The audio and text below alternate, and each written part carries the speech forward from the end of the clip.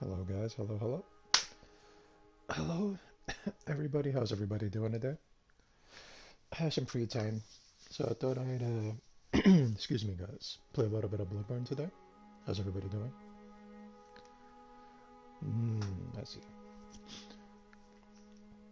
We'll give it a couple minutes, see who comes in.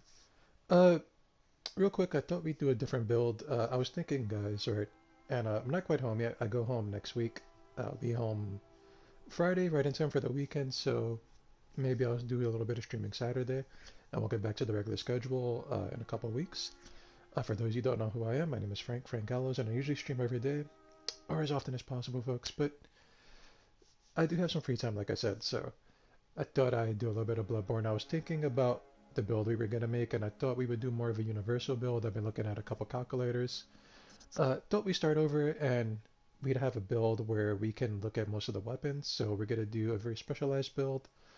Uh, so we're starting over. We'll do like a kind of like a little speed run to get back to where I was at. We'll try to do a speed run at least. So we'll talk about the build in just a second. This is what he's going to look like, I guess. I've been messing around for a little bit. Let's save my favorites for now. I have some presets here, but I don't really like any of them, aside from the two at the bottom. Yeah, I thought we make the build over and have a build that would have the ability to use most of the weapons. You know, some people coming in might not know the game too well, so I thought we'd be able to showcase a lot of them. With that said, I'm sure you see me play earlier, so I can get back to where I was at pretty quickly. We'll do kind of like a little speedrun thing. We'll try to get there as quickly as possible. And we'll talk about his origins are going to be Milquetoast, and he's going to have a spread of 50 vite. Everything on the board is going to be 25. I think that'll be able to pick up most of the weapons and the hunter's tools.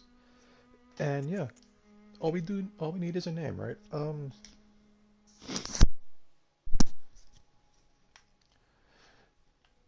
Why don't we just go with Gallows, huh? Why don't we just go with Gallows? It's gonna be a Milquetoast. It's gonna be weird. I'm very used to making arcane builds, so the plan is we're gonna start out. We're gonna die where we're supposed to die. Usually it's at the first wolf. We'll pick up the axe, and then we'll progress through the game through there. That is the plan, guys. We'll take a look at some of the stuff that I ran by earlier. Not many things, just a couple of the notes, and we'll start right there, guys. Thank you for stopping by. By the way, guys, if you're watching on YouTube, eventually when this goes up, why don't you watch me live? There is going to be a link to my channel in the description of the video. Let's get started. Excuse me, guys. I'm still getting used to being over here. A lot of pollen, right? I'm used to places where the trees are just dead, and there's nothing there. As far as watching the cinema goes, I think we'll just skip it. You guys have already seen it.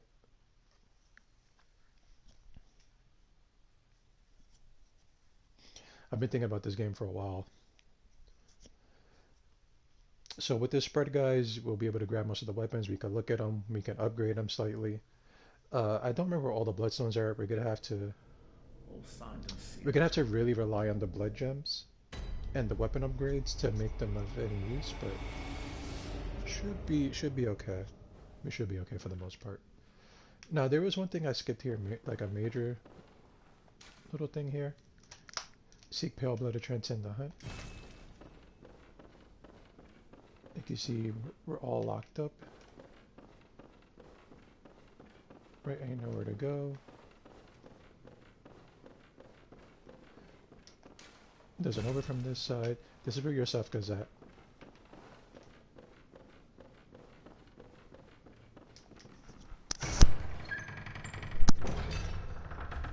Now, here's another thing. I know the wolf could be trained to come up around here. There's like a big level skip that's still in the game, right? We could train this wolf that's down there to come up here, and when he bites us, he does like a grab move, right? When he bites us, we'll click through the wall, and we'll be at the other side. I think we'll do that on another run, just to like speed our way to some other weapons. Let's remember how to pull it. Okay. Uh-huh. Yep. Two hand. Okay. So, you know, like most Souls games, they want you to die here. And if you, if you live, that's your extra little reward, just being able to survive. But we'll act like, oh, oh my god, what is this? Ah, he's so strong.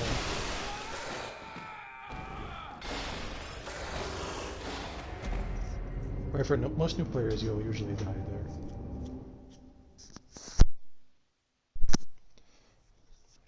So like I said, guys, I'm not really used to making builds like this. We're gonna have to rely a lot on like these little weapons here. Poison knives are items. Upgrading the weapons too. I'm used to just grabbing a saw spear and turning it into a fire saw spear. There's not much to this cutscene, so we'll let it rock.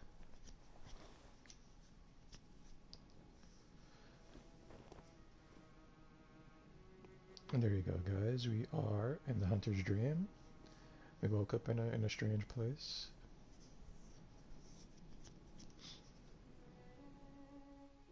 There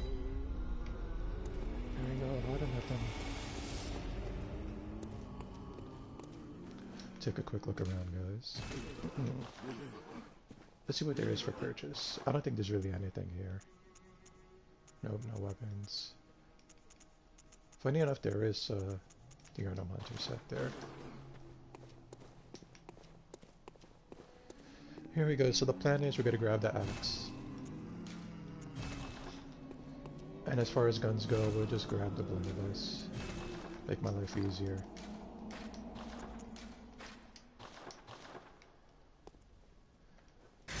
If you're really new to the game, I recommend the Hunter's Axe.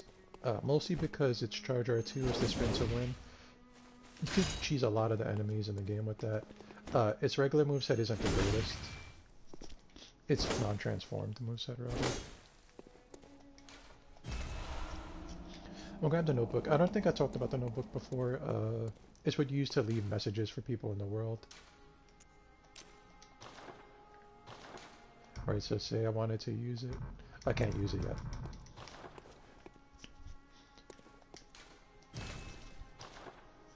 I'm gonna start with the sick room. Mostly because that's the only place we can start at.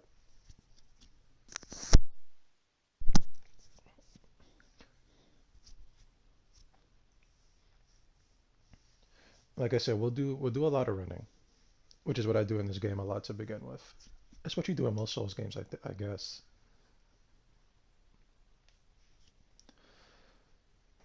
Oh man, I missed this game. I really do. Unfortunately, we're playing offline, so I can't really do the challenge dungeons. Not too much. So you can see the room is unlocked now. We'll go up, we'll talk to Yosefka, we'll get her blood. I wish we could get a clearer view. I know you can position the camera in a certain way. Right, I forget how to position it to get a good look at her. Are you?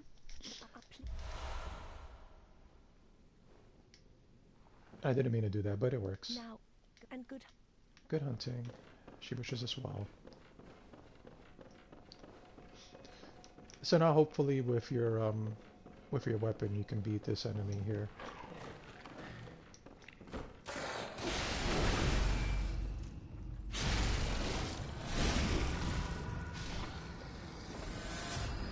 He really wanted that.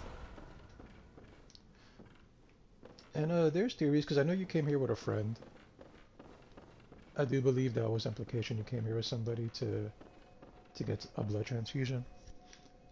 And I think there was someone dead up there, but we won't talk about the lore too much. Those things are just tutorial notes on the floor.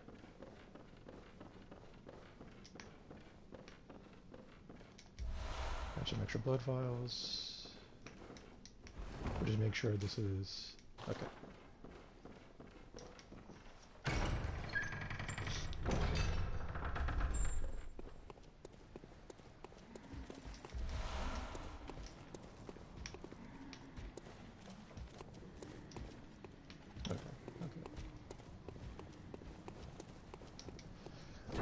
We'll try to make this section pretty quick.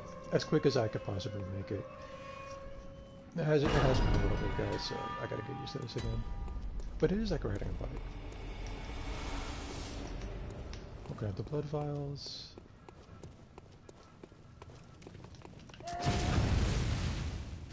Not too worry, buddy.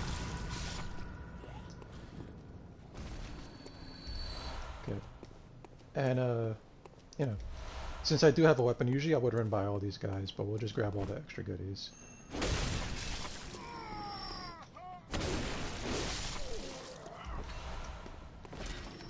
Grab the Molotovs. You will need those later, for sure.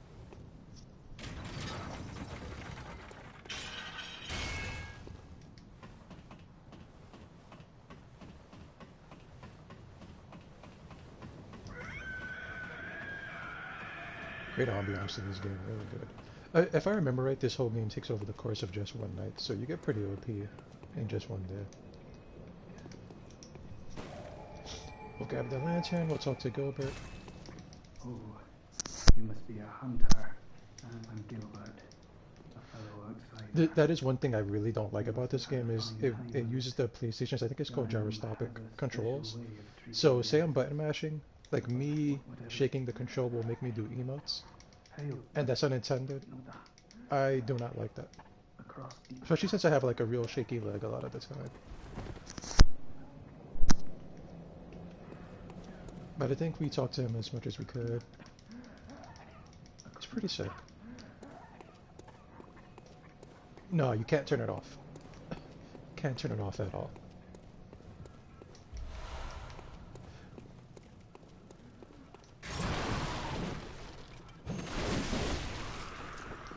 We'll take this little detour around here.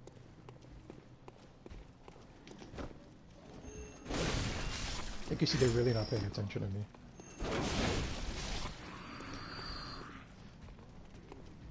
And I guess we could deal with these guys. We'll open up this shortcut.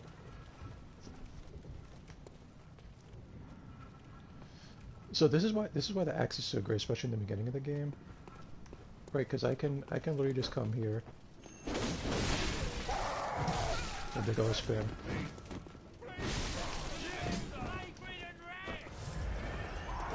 I know they're really proving my point, except not really, but you can really like lead people. Well, this is working great. But you can kind of lead people into it.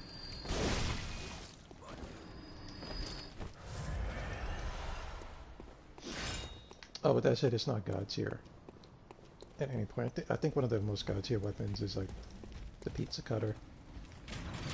So grab that. This is like kind of like a challenging enemy here. We won't fight him right now because I just want to get back to mostly where we were at before. But if you can manage to kill him, he does drop a blood gem. I guess we'll try our luck. That hurt. We'll do take two.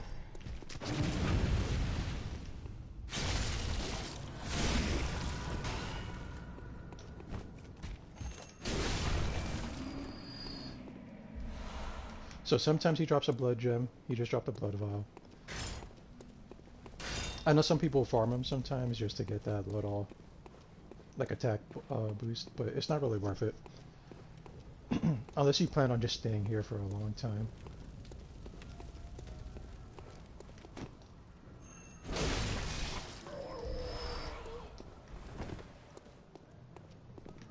And there's a lot of like hidden traps, right? There's like a guy right there.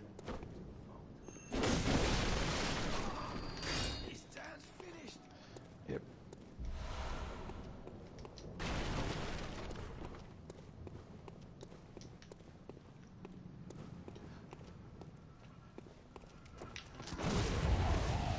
I've never been able to shoot that guy with a grenade, but I saw someone else creeping up from here.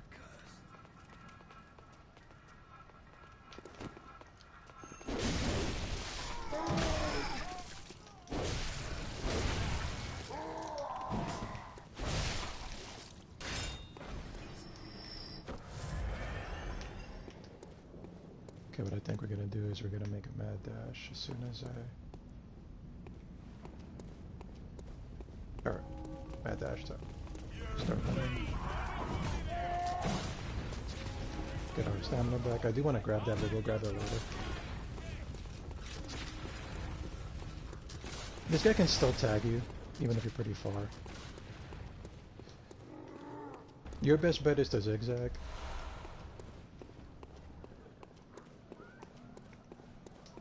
we'll grab the torch too.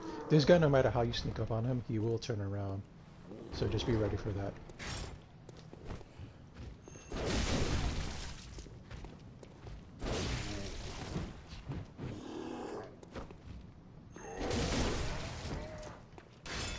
This is what the axe is great, guys.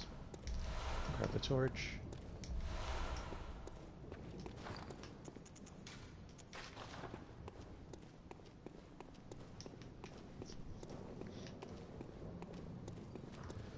No, in terms of like actually allocating the stats,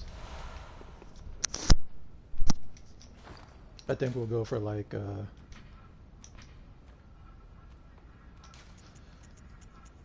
we'll go for a little bit of fight. First we'll get fight to 15 and then we'll start working on the strength and skill. That way we can actually start equipping weapons. And the stamina, I'm not really too concerned because as you can see, like you could kind of cheese enemies a little bit. Right, you can lead them around, so we'll try to manipulate their AI a little bit. I don't quite remember what that is there. Dogs are the biggest issue for me right now, so we'll just get that one dog. You know what?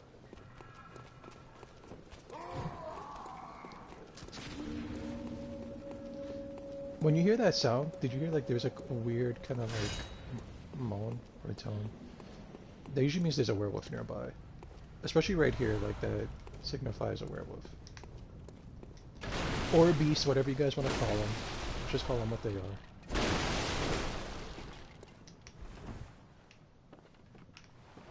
You can see there is a ladder there. You can go all the way around, right? But it's quicker just to kind of drop down. You don't really lose too much life. And honestly, I don't think you gotta worry about these beastmen too much.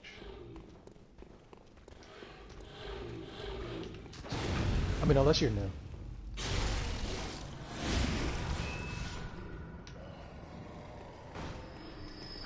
Did he fall through the world?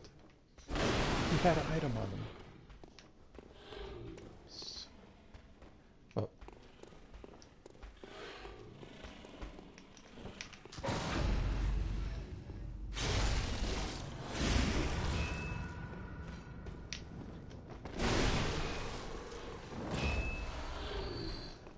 We do need these bloodstone shards. Oh, hold on guys, give me 1 second.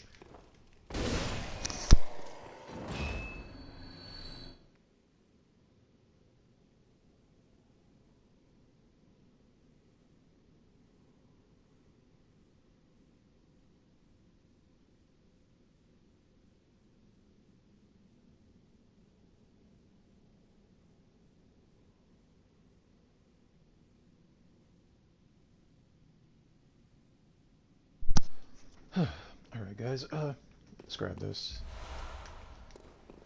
So you're gonna need these bloodstone shards. I'm gonna need them especially because my build isn't gonna be leaning one way or the other, so we're gonna rely on the bloodstone shards for the weapon upgrades. We're gonna rely on the bloodstone gems, or the blood gems, to really power up our weapons.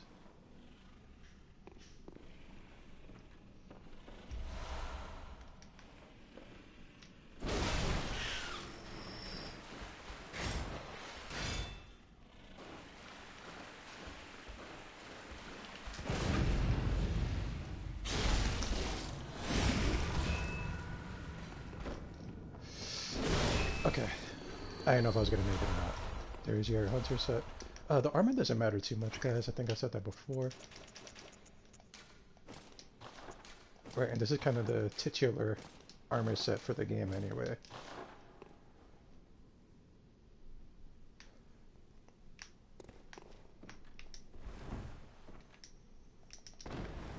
That was kind of a long fall, but that's fine.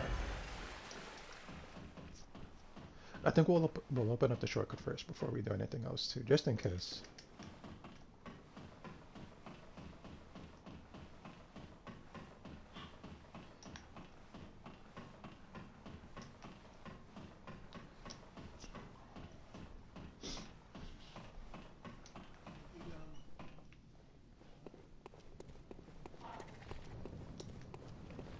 if you're quiet, you can really sneak up on this guy. He does have some dialogue, and people always wonder why he's saying what he's saying.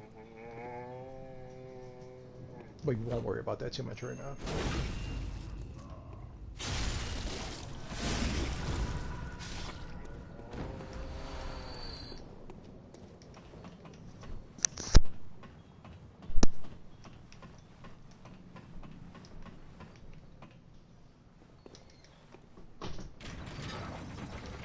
The shortcut will talk to the young lady here. We'll help her find her mom, of course, because we're a nice guy.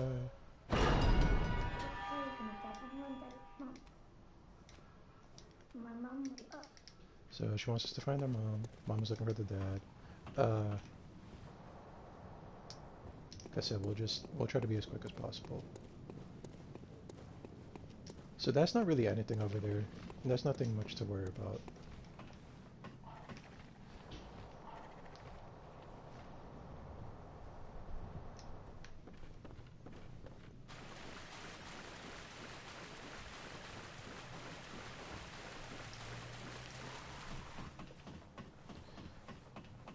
We're backtracking ever so slightly, guys.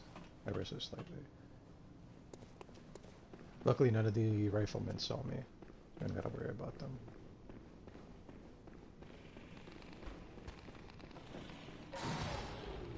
You can leave them to his own devices.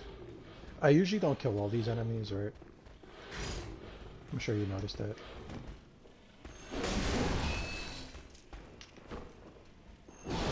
But for the sake of the stream, we need them dead.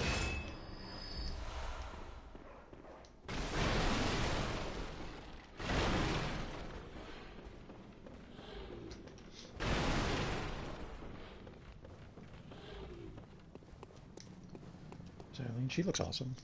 Oh. A honey. I'm trying my best to keep the controls stable. As you can see, just me mashing it though. You know, it's funny because for some reason when you actually try to do those like emotes with the motion, it doesn't work all the time. What? Right, like I can shake the controller around in my hand very crazily. I'm sure you guys can't hear it, but nothing happens, and when I just mash X a lot of the time, try to get through dialogue, my guy will do like an emote.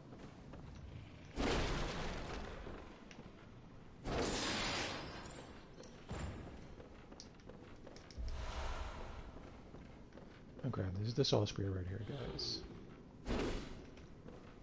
I do have a hard time grabbing it, but I forgot I can just... Now that I have a weapon... Oops. Now that I have a weapon, I could kind of just... Now, should we go down and get it? That's the question. Let's get it.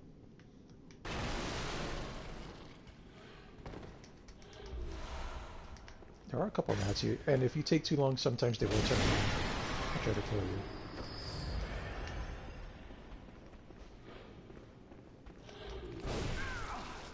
I don't know how it's happening.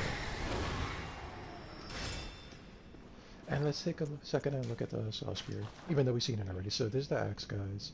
Like I said, pretty good weapon. You mostly want it for its transformed. Charged R2. You can really trade enemies into it, but here's the saw spear. I like it way better than the saw cleaver.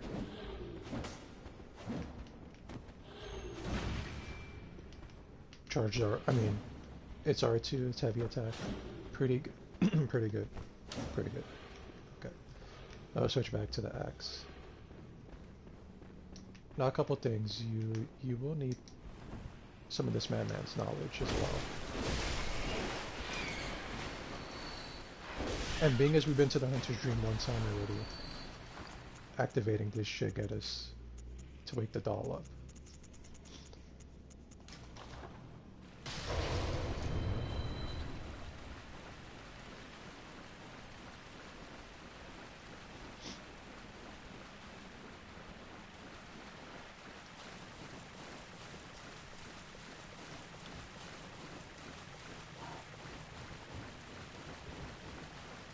So this is the route I usually take, right? We'll just go right through the sewer. I kind of go like a little bit backwards. A little bit. I'm not sure on the actual speed run stretch of this game. Been quite a while since I watched it.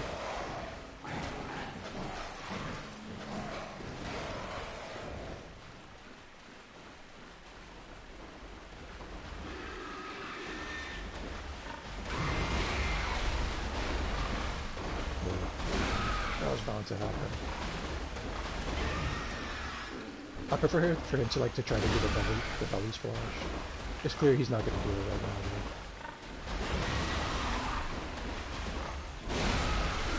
He's still gonna die. He's just a hunter's badge, guys. That's what gets you the first starting weapons in the game. The first 3. And it gets you the hunter's pistol and the hunter's blunderbuss.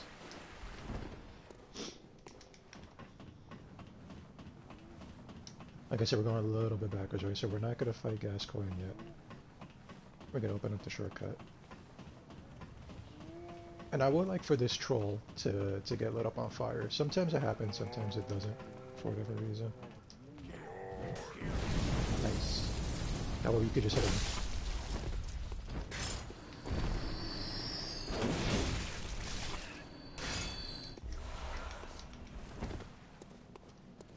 And luckily for us, the Indiana Jones boulder wiped out everybody.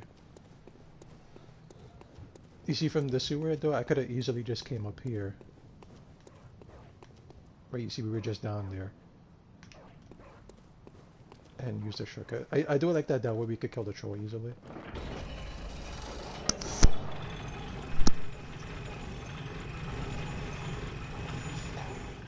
And just like that, the shortcut is activated. Everything is fairly simple.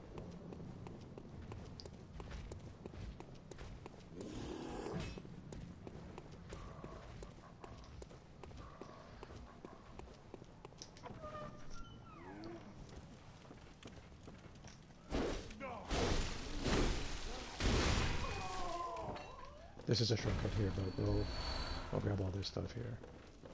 Like I said, this is a trap, right? Usually you don't have this torch out. But you'll see like that shining thing in the dark, you'll be like, oh my god, item. Then he'll pull out his big pistol.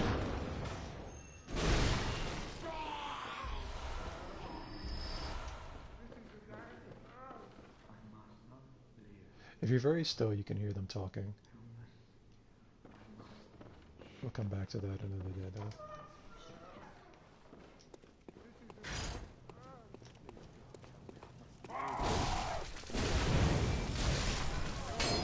You don't really have to worry too much about taking damage. Uh oh. Here's the shortcut, guys. You can see we're back at the first lantern. Let's go over here. Across the valley, I haven't that's yet.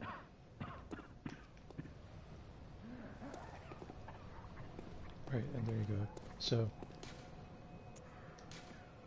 there's that. And guys, give me a few minutes, I'll be right back. I do have to take care of something real quick. So what we'll do is we'll go to the Hunter's Dream. No, we won't go back because then everybody will respawn. So sit tight guys, I'll be back. Give me just a few minutes.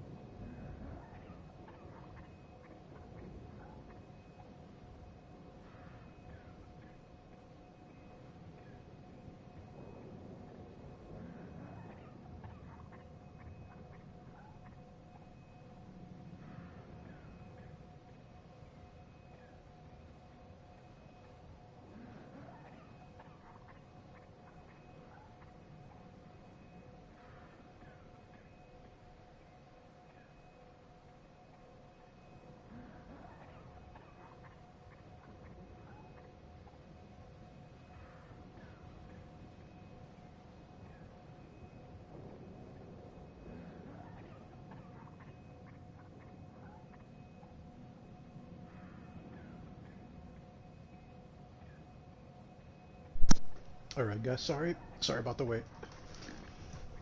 Sorry. But I'm back. So, we didn't go back to the Hunter's Dream because we didn't want all the enemies to respawn, right? We could take advantage of this.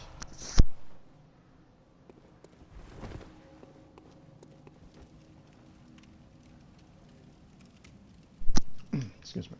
So, you know, you can wrap up all the loose ends here. If you kill these guys that have like guns in them, usually they will drop quicksilver bullets, by the way.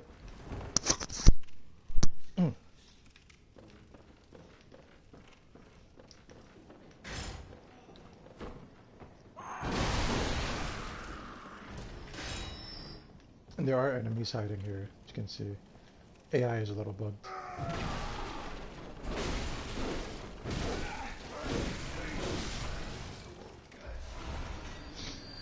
Don't forget to take advantage of your health, guys, right? You can get it back as long as you're aggressive.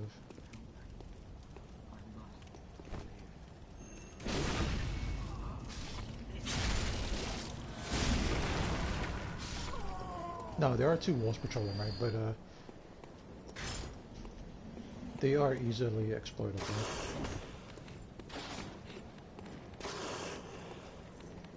This is stuff I usually don't do. I usually just run by them. Right, but they can be trained to come down here, and they will go no further. Which, you can take advantage of. As you can see. They can still do a lot of damage to you, so just be careful with that.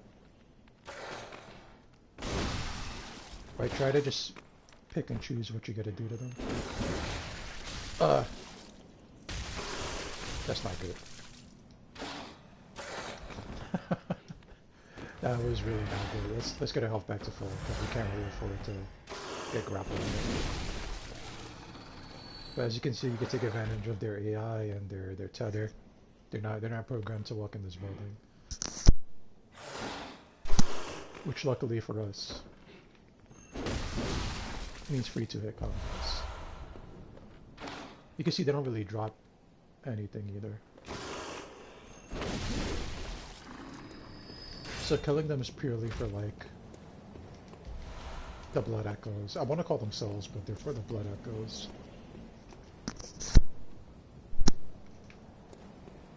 And as far as this part is concerned, I think you would naturally... Let's see. Mount this back around.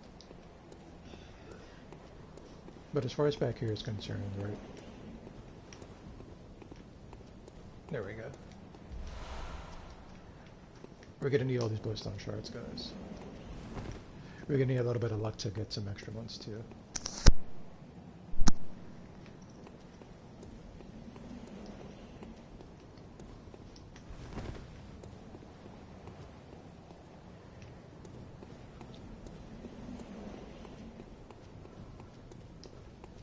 This is stuff I don't get to see a lot of when I play these games, because, you know, usually I have a set path in my brain, right?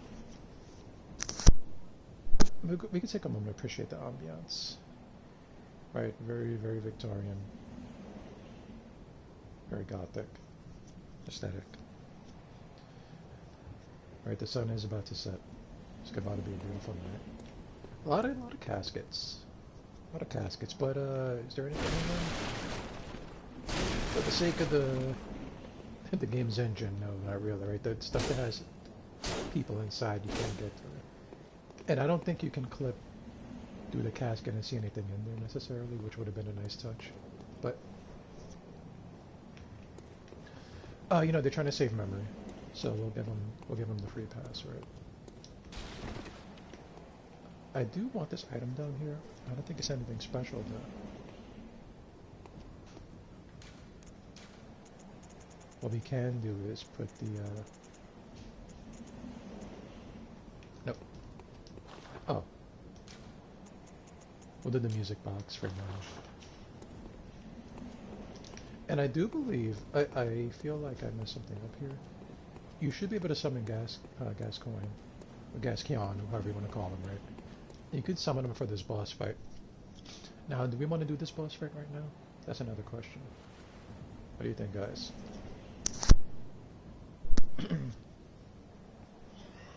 If I kill him, we'll get another hunter's badge, right? And then we'll have access to um, another weapon.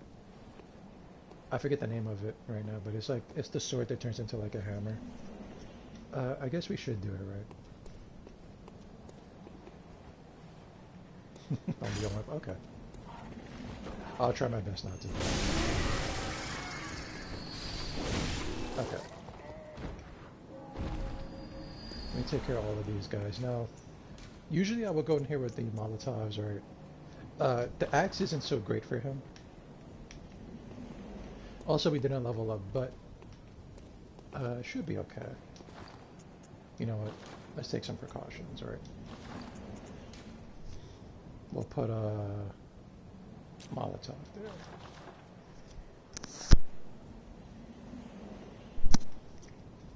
No, this is the place Goldberg suggested we go, right? He said come to that bridge. And there is a door there. Here's declaring these guys. You summon. Try not to panic. I know it's a little rough here, but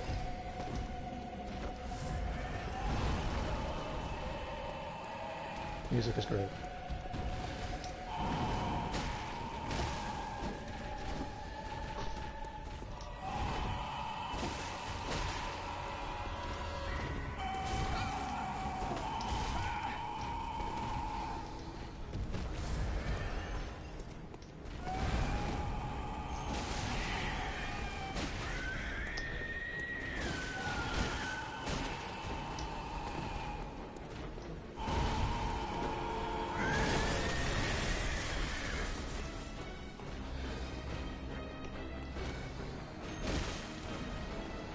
You either want to get caught up behind.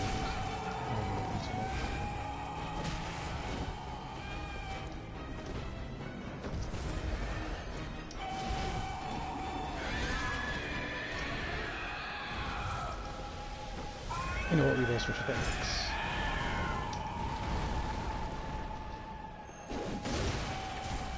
As you can see, it doesn't really do much, because they're weak to the teeth on these weapons. Right, so you want to take advantage of that.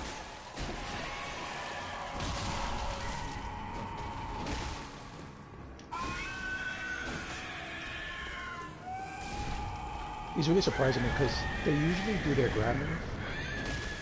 Well, this card piece usually try to grab you. But he's being stubborn today. Oh shoot.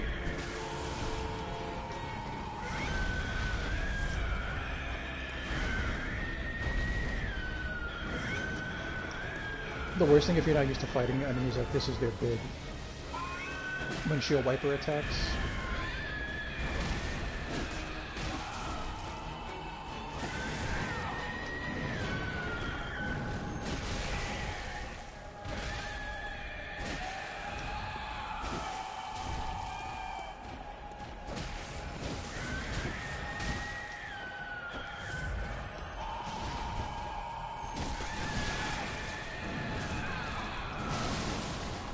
Those big sweeping attacks. So those are what kills you a lot of the time.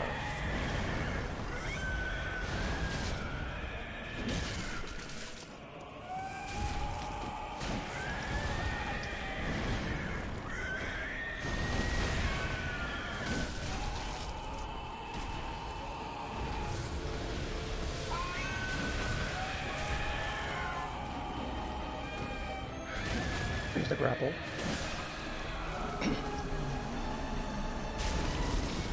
But as long as you know the fight, right? I make it look a little easier than it actually is. And there's our badge. So I guess we can go back to town, right? To town, to the hunter's dream.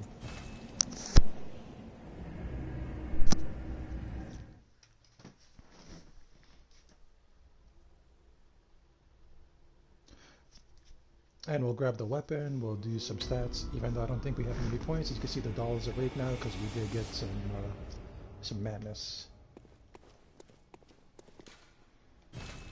There's the beckoning bell. I do think we needed the beckoning bell to summon Father Gascoigne, now that I think about it. It's too late now, let's grab The old Hunter's Bell. I do think when this game first started, there was no old Hunter's Bell, but people needed some NPC help. Right, the old Hunter's Bell is to summon old hunters, which are NPCs, to help you throughout the fight. You know, for bosses and things like that.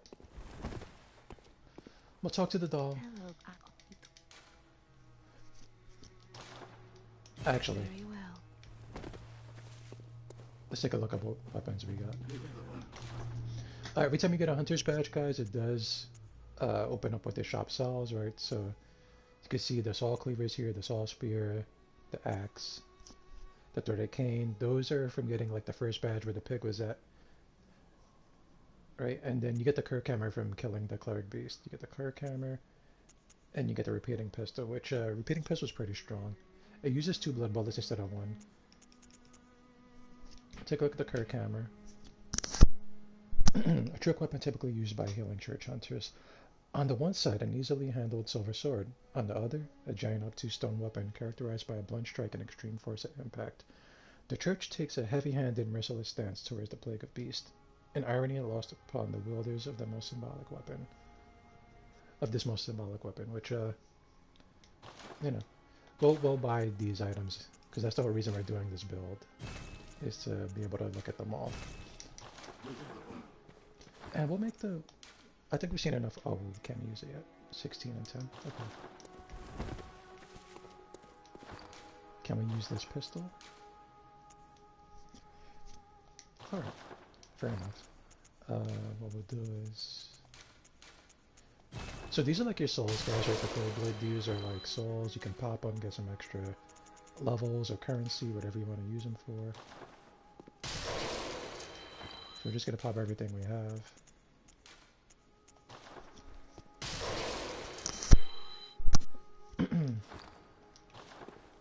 Welcome. And I don't think that's enough for a level. We are Milquetoast, so our stats are not the best.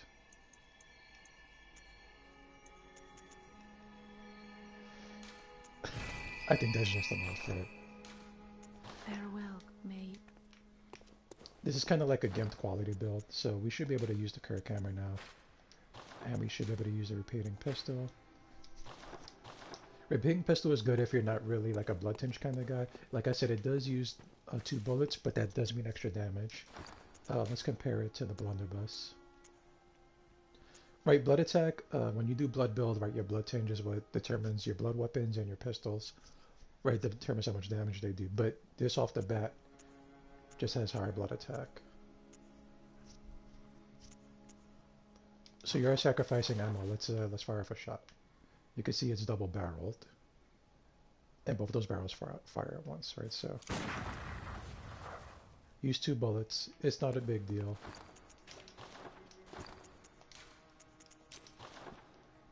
We'll take a look at the clerk hammer. I want to be in an area where we're not going to hit her by accident, so let's move down here. Clerk hammer is a very straightforward weapon. It's basically Dark Souls straight sword. Right, that's your light attacks. Use your charge heavy, thrust, right? Regular heavy, just a thrust.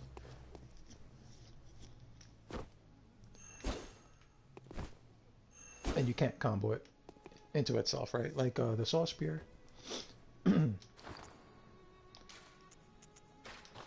Actually, none of these. You have to transform it to get your double hits. Right, like, here we go. Right, that's your heavies right there.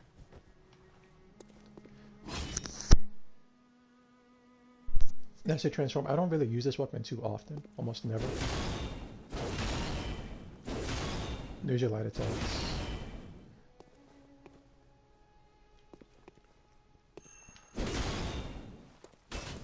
There's your heavy combo. Regular heavy. Backstep into R1. I've actually never seen that before. Oh no. And I don't think there's a backstep into R2. I could be wrong. Kind of, but it's not bad. That's not bad, that thrust attack. And if you didn't know, guys, there are so you hit L1, right, to transform a weapon, but you can make it part of your combo. So like, say you're hit into this, right? You want to transition into the transform. You would do like R1 into transform, and you do a combo, as you can see.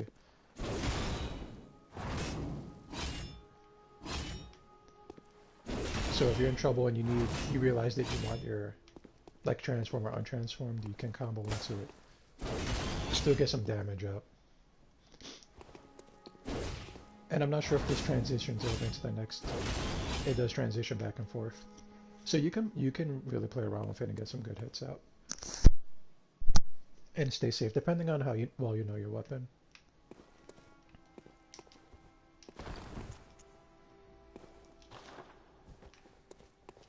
And I don't think we can really work on the weapons yet and upgrade them, so we'll take a look though. Welcome to the hunt, Archer. This was... Des German guy is a very cool guy. This was... Love his hat. We can fortify the weapons. We'll leave the fortifications for later once we grab some more stuff, but no, there's nothing to do yet. Yeah, okay.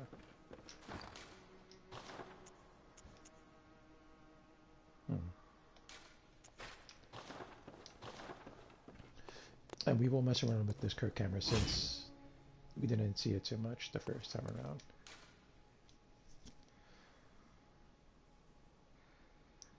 And Sentry Arm seems like a good spot.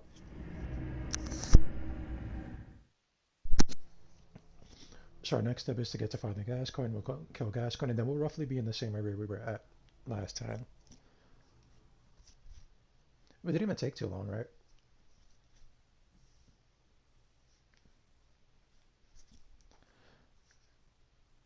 The loading screens are a bit of a spoiler for some of the stuff in the game, but it's not too egregious.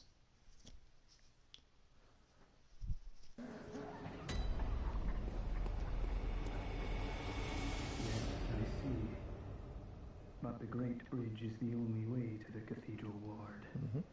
And during the hunt, the bridge is closed. Yeah. You could try the aqueduct. Okay. There's a rather, how shall I put it, colourful area south of the Great Bridge. From there, an aqueduct leads to the Cathedral Ward. Not a place you'd normally want to visit, but I don't imagine you have much of a choice, do you? No, you don't, Gilbert. You okay, sir? Yeah, I guess he's okay. So we can, let's take a look at this. If you notice, we're using like a lot of silver. Right, very tropey because we're fighting like werewolves and quote unquote like supernatural things, right? But it's a very standard, very basic weapon. We'll take the shortcut.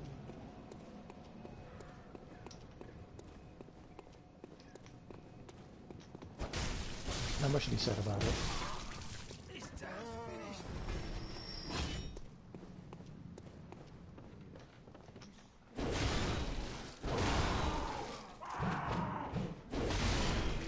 See, my stats don't really compliment it at all.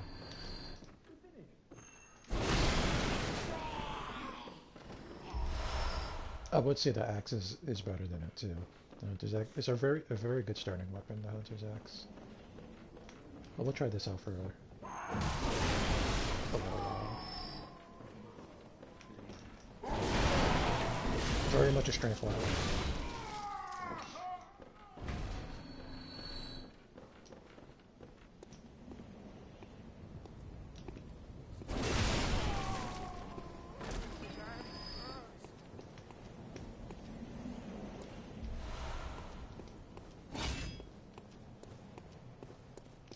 We could have just went through this shortcut here, but that's fine. Ah, Father Gas Coin.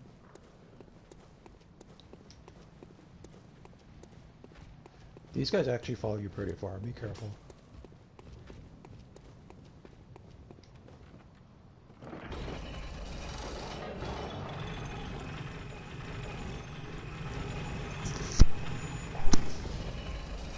So one of the major problems with this, I mean, it's a strength weapon, it does do the strength thing. It doesn't have the coverage that the axe has, right? This is some good crowd control here. It has even better knockback than the hammer, I think. I think it stuns better too. I mean, not that the hammer is bad at all, right? Well, it's not bad.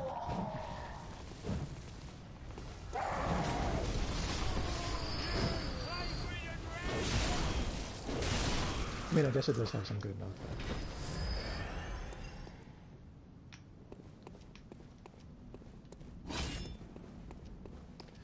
And we'll take a look at this pistol, the repeater pistol, I believe it's called. So we're just going to draw this troll down here a little bit. I call him a troll, that's not his name at all.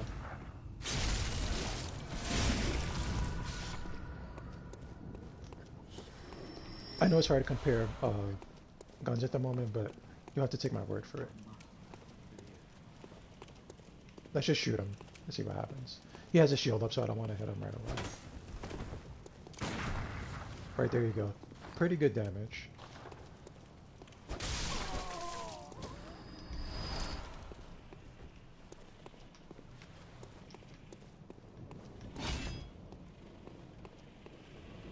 Here's a good place to test this two-hit combo at it. Not the worst.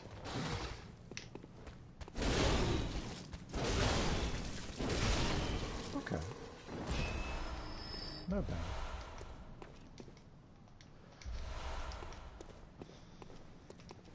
Now we can easily die here, so we're gonna have to be careful.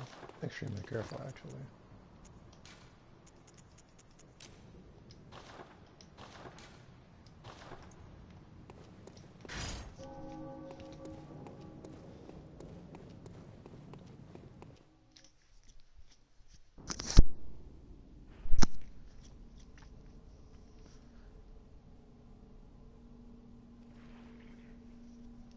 He's a very cool looking character, isn't he? We'll take a better look at him in a moment. I think it's implied that he's actually from a different region. Right, his hunter's attire, his church attire is a little bit different.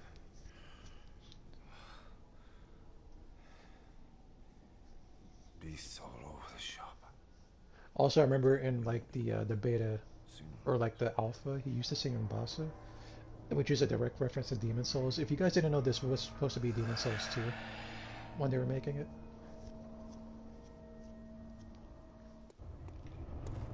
Which says a lot for why they're not using actual magic. And we'll kind of take a... We'll do our best to take advantage of his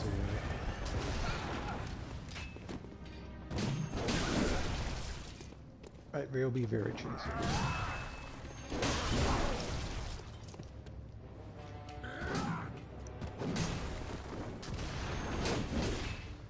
He is extremely powerful, guys, especially in the beginning of the game, so be careful. If you're new, feel free to take advantage of this. When he transforms, he will break these tombstones, so they're not going to be a shield forever. Oh, what's that smell?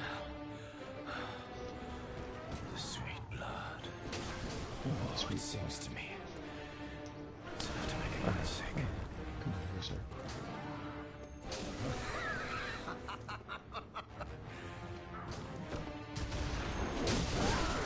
He can fire over these tombstones, so be careful with that too.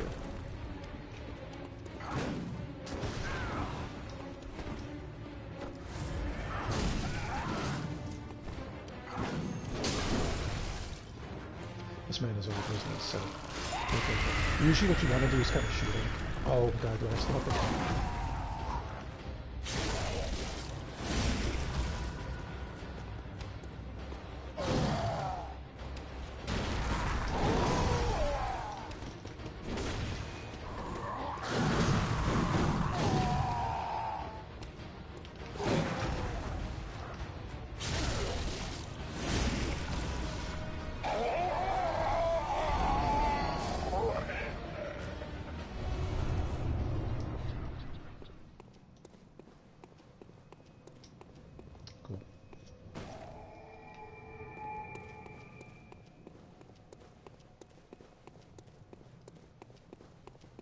we'll grab everything here. We'll open this here.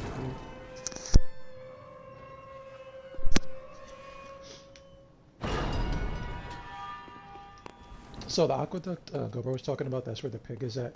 So basically we'll go through the aqueduct, come up on the other side, open the shortcuts up.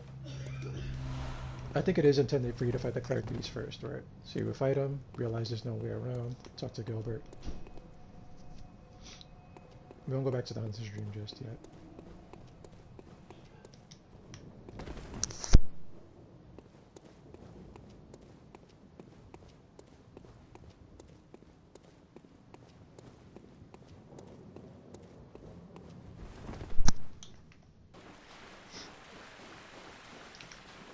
Alright.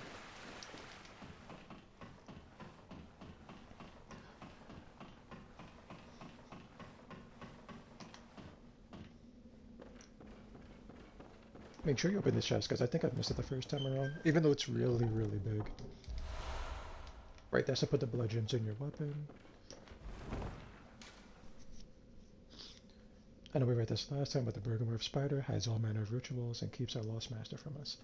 A terrible shame, it makes my head shudder uncontrollably. Who wrote that? Who wrote that, guys? I guess we'll find out later.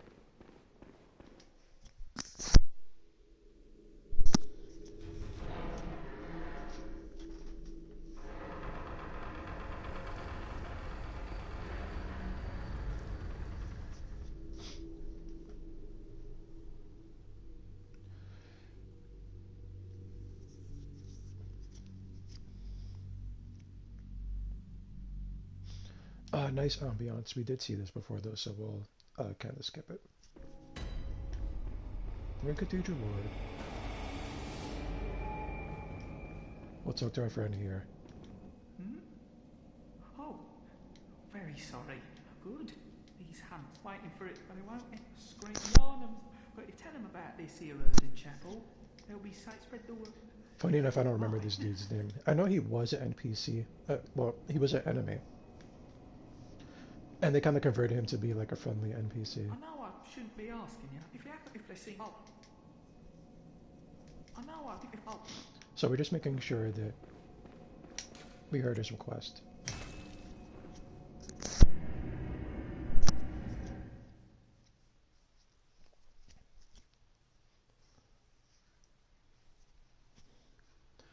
We have a couple things we want to do, right? So first of all, let's... Very well. Let me.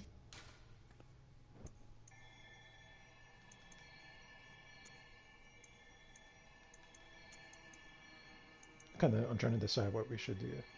We should get our fight up a little bit.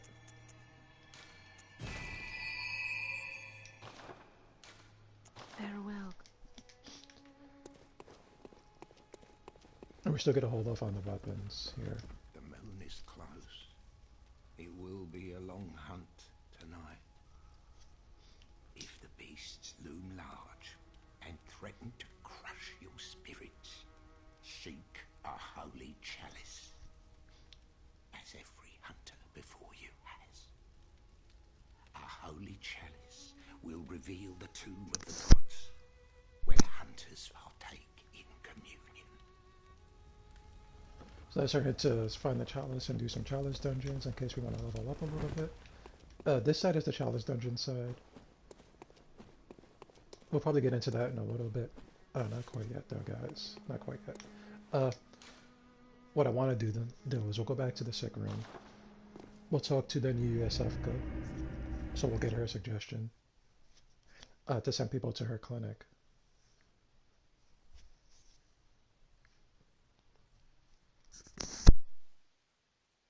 Right, we'll get her suggestion to send people to her clinic. And then we'll go talk to Gilbert again. We'll get the flame sprayer. And just like that, I think we're pretty much back to where we first ended up at in the game, right? I think we did a little bit of the old Yarnum section, but we'll go back down there and do it. We'll do it today. Oh, well, hello. Splendid. Let me ask you a small kind. That's Imposter Yosefka. She wants us to send people there now for If some you reason. find anyone who's still human. If you find any That's me who's just still mashing the human, buttons, guys. send them straight to Yusefka's clinic. You can assure them. We there's didn't? Okay, no so place we'll do it safer. today. Please.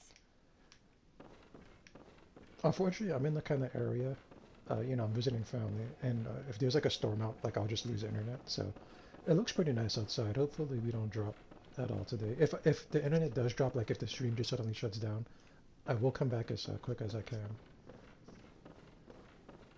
So there you have it, guys. She wants me to bring people here.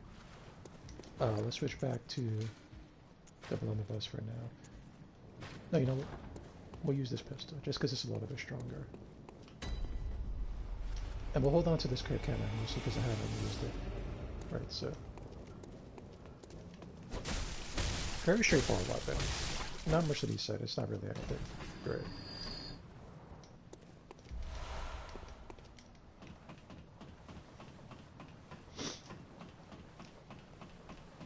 And we'll talk to Gilbert again. I did mean to use this music box. If you play it while he's in his werewolf form, Father Gascoigne that is, it does stun him a little bit. As you can see, I clearly don't. I clearly don't need it though.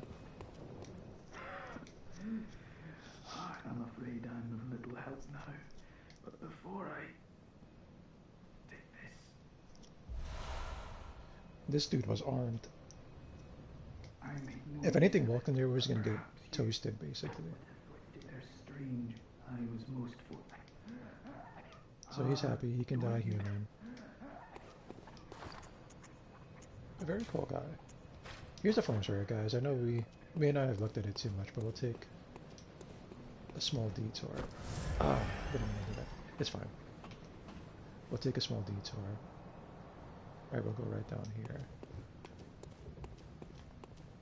Here's the flame sprayer.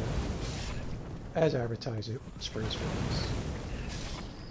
If you have an arcane build, it's extremely powerful.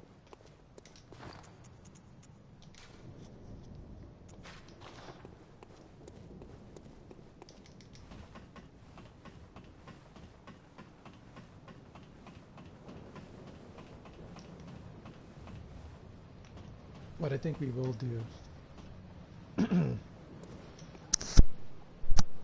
is we will talk to Gascoigne's daughter.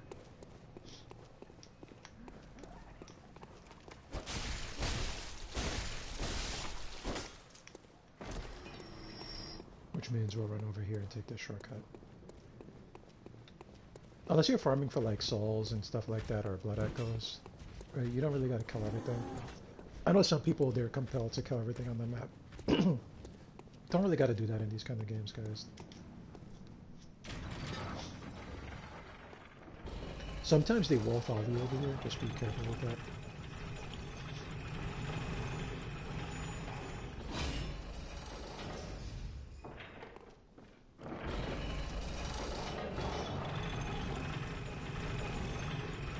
And I actually think it would have been quicker to take the other shortcut, but it's fine. Everything is fine. I'm a professional, guys. I'm a professional, trust me.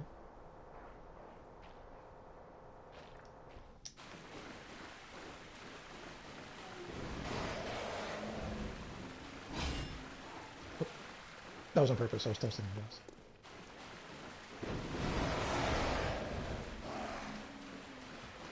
And we'll grab these just because we can.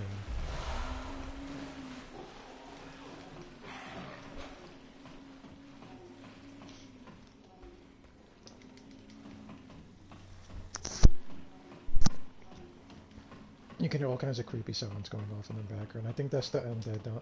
I do believe those enemies are called undead down there.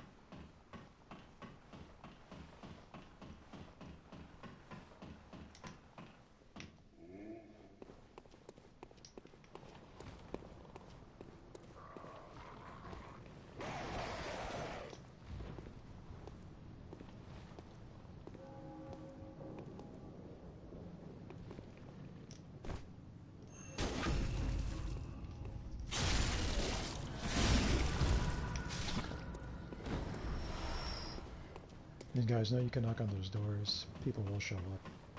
I mean, they won't show up, they'll talk to you, right? Mostly they'll just say, get out of here.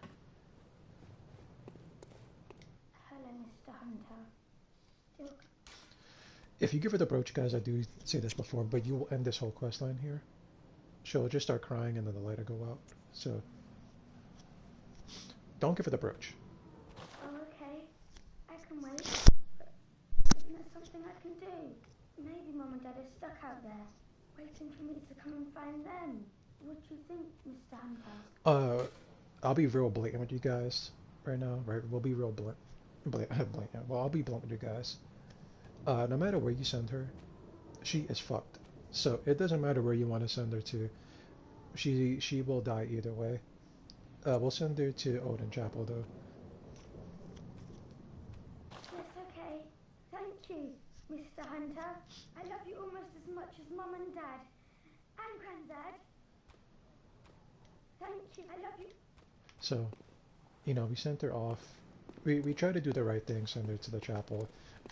Honestly, the chapel seems like the best place. It's packed with incense. Beasts can't get in there. They really can't get in that place, no matter what they do. Yeah, no matter what you do, she's screwed. So, this isn't the kind of game where many people get a good ending. So most people you come across are fucked, right? So, just take that for what it's worth.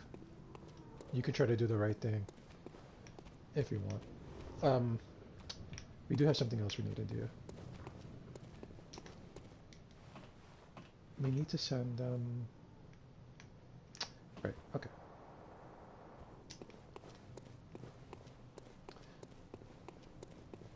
There is an old woman that we can send off to the chapel here.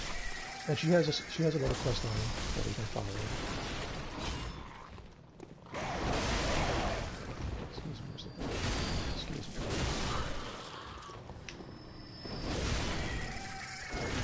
Okay. There's a madman's knowledge, guys. Right. Let's come down here.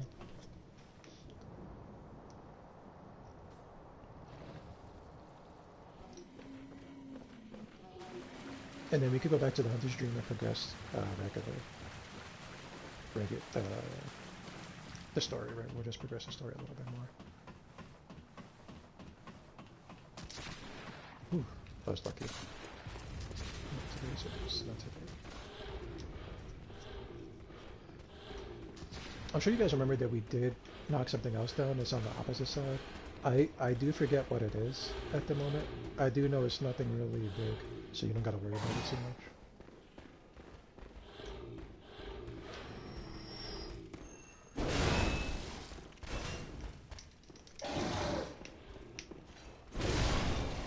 It does pancake enemies, right? But as you can see, it does have its disadvantages. Like your 2-hit combo, if they're pancaked, it's not going to hit them off the floor. There's no OTG. Be careful when you're killing this dog, because you can hit her door and aggro her. You're a hunter, aren't you? Well, And once she's aggroed, she won't talk to you, really. If I remember right. I've heard I have. Shutting up indoors isn't always enough. Well, if you once had got off your arses, you wouldn't be in this mess. You're obligated to what you're doing. Are you going to tell me your name? And she's kind of an asshole, right? But we'll tell her go to Odin Chapel as well. You could pronounce it many ways. Oedon, Odin. I prefer to just pronounce it like Odin. Odin Chapel. Well, an outsider working at a salt. Well, don't just stand there. Don't you have work? Go.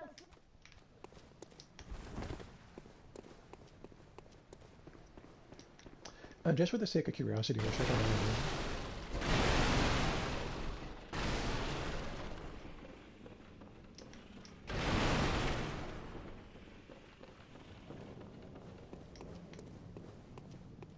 What are you still doing?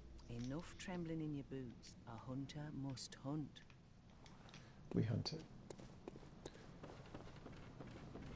And now we could just progress the story, right? It doesn't matter what we do. As far as the item that fell on this side, there it is down there. We can take a look at it.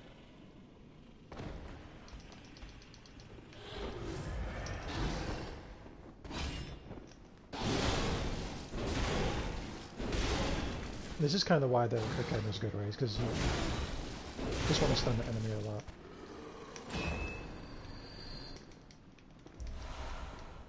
I'd still go with the Hunter's Axe, personally. Ah, it actually is something that we can make use of.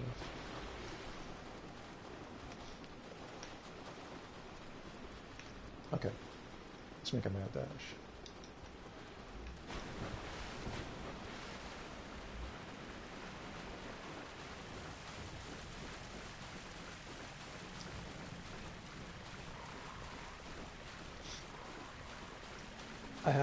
We have to level up in a very particular manner, mostly because we're getting close to the next weapon that we can showcase. So I just have to. It's the it's the rifle, right? I don't know if I mentioned this before, but there are two. Let's just get back to where we're going first of all. And I realize I ran the wrong way. This is my fault. Also, please ignore the out noise. Sorry about the sounds, right? That sounds sad. I can't do anything about that. So the next weapon coming up is the Rifle Spear. Rifle Spear, on a personal level, is my favorite weapon in the game, but it's also a very shitty weapon, unfortunately. I like it in PvP and stuff like that. But in terms of it being actually like a good weapon, I'll be honest, it's not the greatest. It's not even like extremely good. You can make it work. I don't want to make it sound like you can't. He's being stubborn, so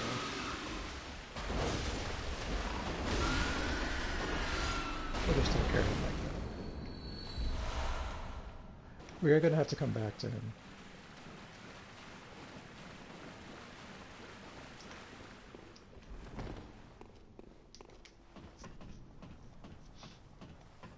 So let's quickly make it back.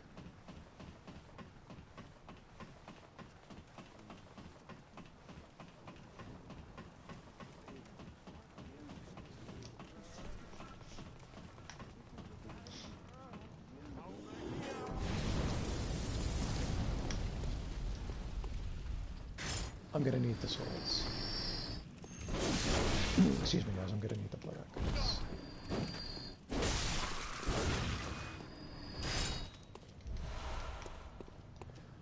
The small coins aren't really worth anything. I guess if you're making like a fight club, right? You can like mark the arena. That's what it basically is. It's like the little like follow me kind of thing you could drop on the floor.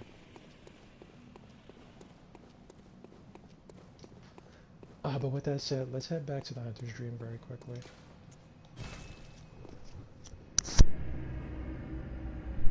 And I'll be honest, I'm going to cheat right now and I'm going to check the stats for the Rifle Spear because it's coming up. And I want to have the stats to be able to equip it. As you guys can see, I don't really have too many issues with this game, so the lack of a stat somewhere is not going to affect me personally too much. If you're starting out, I would suggest finding a weapon you like, sticking with it, right? Knowing what kind of bow you're going to use, you know, strength, quality, whatever.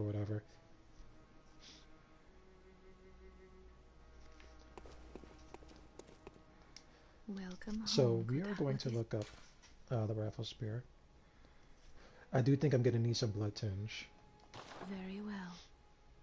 Let the echoes become your strength.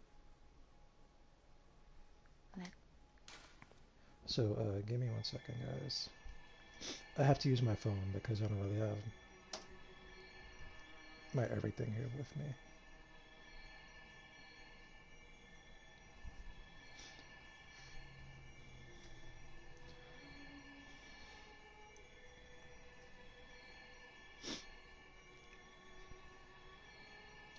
Okay, so I'm gonna need 10 strength, 11 skill,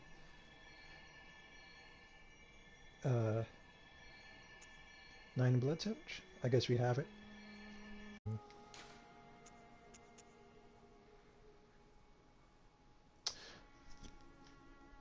We go to the Tomb of Odin. Right, for the sake of the storyline, we'll go through the Tomb of Odin. And we'll backtrack ever so slightly to the pig. And then we'll progress normally.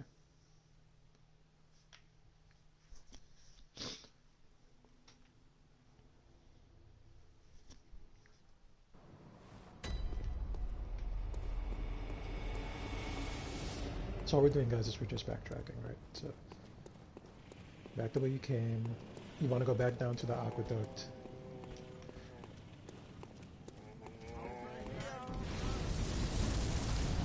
You see, they are very vocal, right? What you want to do is you want to give the pig a little bit of an exam. Just a little one to make sure he's healthy.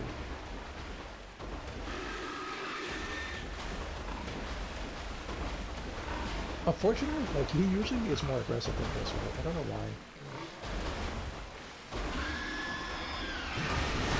That's what I'd like for him to do, honestly. Right, and then you can give him an exam. There we go. Not looking good, Mr. Pig.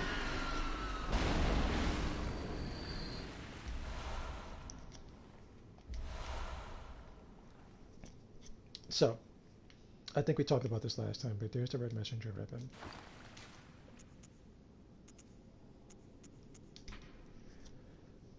Red ribbon that messengers are oddly fond of.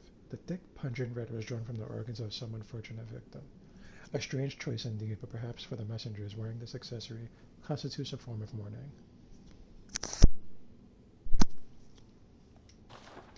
So, let's talk for a second. The girl asked us where we could go, right? She's basically up here. We told her to go to the chapel. This, in theory, would be the fastest route for her to do, right? She would take the ladder down, run, run, run. Make it right here. There's a big old pig here. And this is where she died, basically. And the fact that it had the ribbon and it's covered in guts, you know, they're not going to show us the body, right? But she didn't make it. This is where she met her end.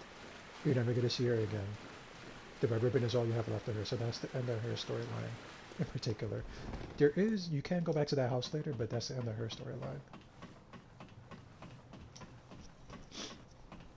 My voice hurts. I haven't been used to talking this much in a while. I gotta get used to it again.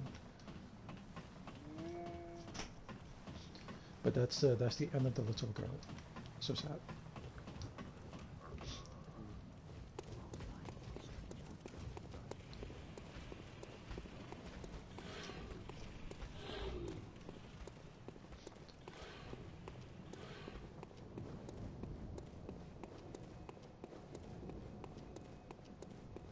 And then we'll go talk to the old lady, even though she's not thankful at all.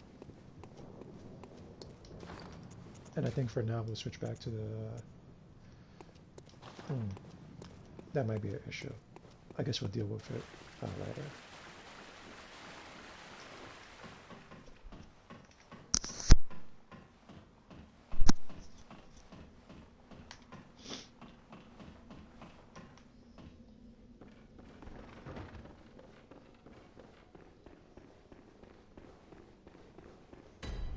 Okay, so here's Cathedral Ward, guys. Here's the old lady, right? She's not thankful at all. I don't even think she gives me anything. You. Stay away from me. I know all your tricks. You can take a look at her face. Most people in Yharnam have a twisted face. Like one eye is slightly lower than the other, kind of stuff. We're gonna briefly come over here and just take a look at the shield in the game. There's these guys here. These very tall guys.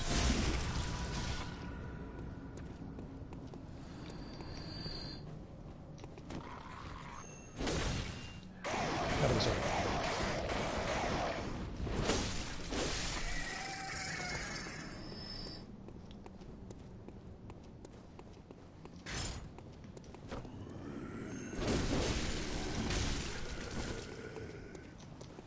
You don't worry too much about it. If you're panicking, you're screwed, right? Don't panic.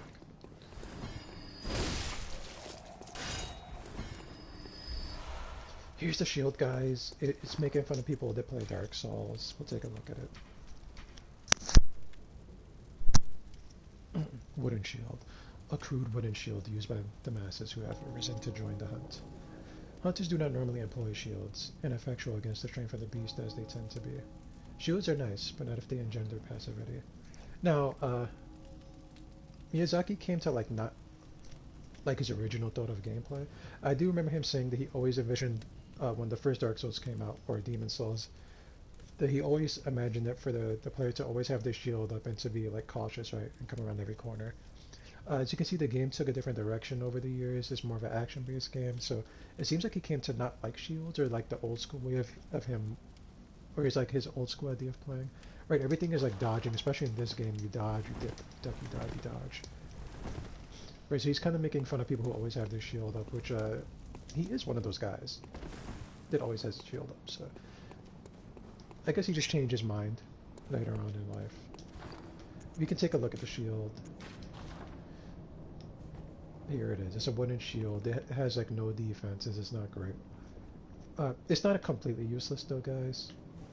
But you can't just stand there and block damage all day. It's not gonna work.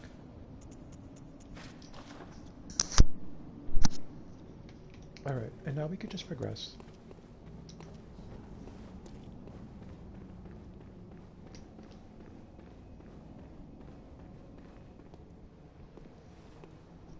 We let him pass. Usually, because he'll go be somewhere else, and we don't gotta worry about him, right? As far as this guy goes, very easy to catch. His little friend over there doesn't get alerted. Grab his quicksilver bullets. If you guys want more armor, there's the Alta Hunter's Garb. You can take a look at it. The only thing that's different is the hat and the chest piece. As you can see, it's almost identical, but there's no capelet there. I'll just take a quick look at it. So there it is. That does in a way look pretty different. No, not at all, actually.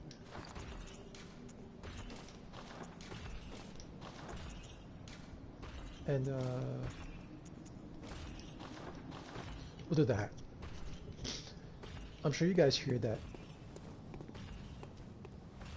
sound there, right? We won't fight him right now, because we don't have to.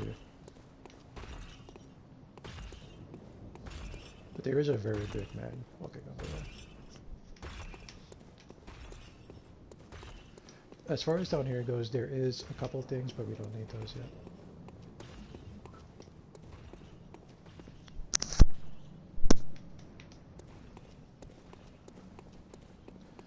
Don't worry about it too much, guys, right? Also, we can talk about this briefly. If you stand here too long, right, it's kind of a trap. That's where the hunter's gear is at. Do not stand there too long, guys. Also, I guess he reset himself? Odd.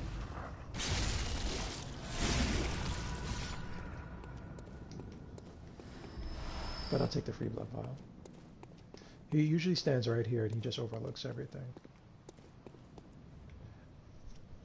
As you can see, it's getting a little bit later in the day.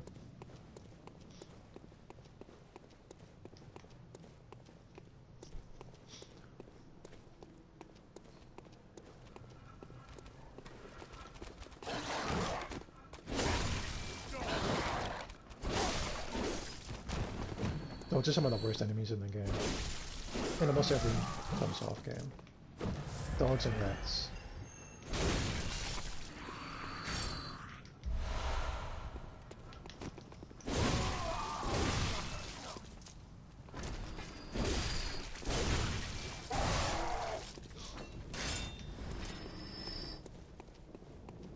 There isn't really much we need to worry about here. Like some cold blood deal.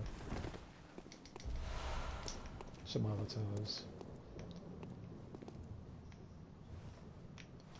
I thought he was missing his head, but it's off to the side a little bit.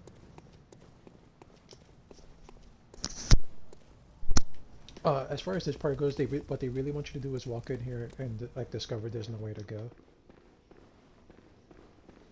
Right, it's locked up tight. There is an enemy over here. For when you turn your back, he will rush you. Right, because you'll see the item, you'll grab it, and then he'll like cut you in the back.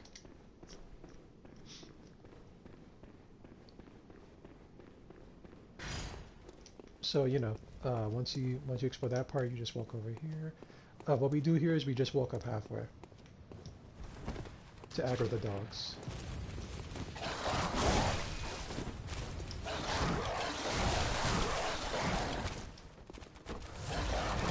We'll talk about what to do with these dogs in a second. You guys are having... If you're having major issues with the dogs in this game, what I advise you to do... Right. Just shoot them. Right, just shoot them. If you got the blood bullets, you might as well spend them.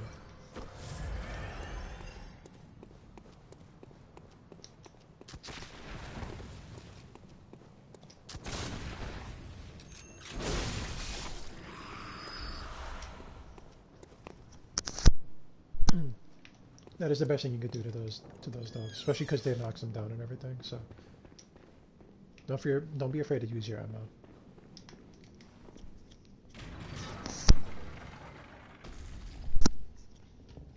So you hit this lever, the tomb opens up. It's very blatant, right? They want you to see it opening up. Heartburn.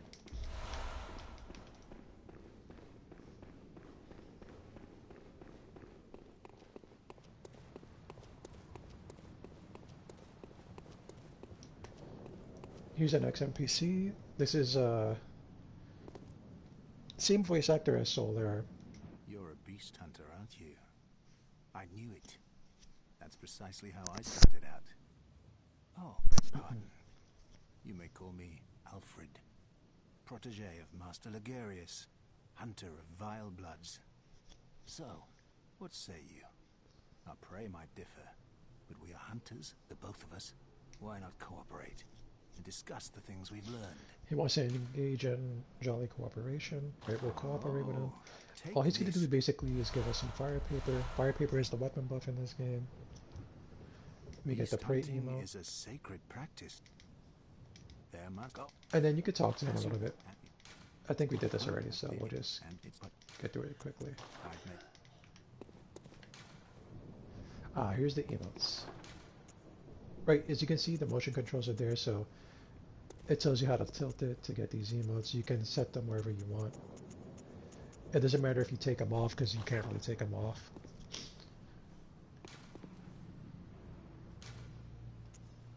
But there's the pray, there's the sit down, there's the shake off cape. We'll take the shake off cape, and we'll take pray. And here's shake off cape. You get that from Eileen. There's the pray emo, we just got that now from him, from Alfred. Right, as you can see, they want you to like tilt the controls and shake them and move them, right? But me doing that, I know you can't hear my control moving too much. Doesn't do anything. But usually it'll happen if you're like real tense and you're moving your control, like say you're running. If you're someone that's like an old school gamer, and I know a lot of you are, right, you move the control around with your hands while you're trying to like go certain places. So from time to time you will do an emote. Or like some people raise the control up when they jump and stuff like that. We'll put the fire paper here. We'll also break open the red brooch. Right, this is Gascoigne's wife, red brooch. Oops, excuse me guys, hold on. Okay, so instead of giving it to the little girl, you can simply use it. When you crack it open, there's a blood gem in there.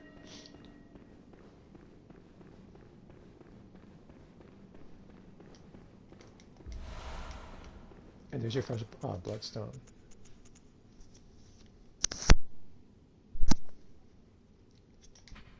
So it raises physical attack.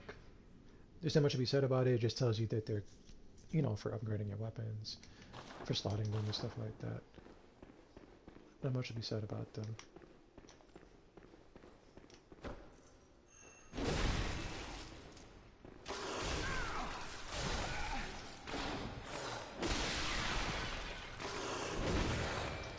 That's bad. Let's get our health back. You can counter him like that. Alright, so don't panic too much, guys.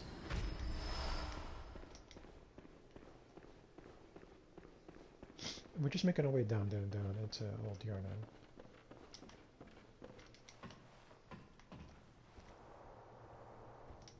Make sure you come back up these stairs a little bit to grab this. They gave you these things for a reason, guys, so make sure you grab all your antidotes.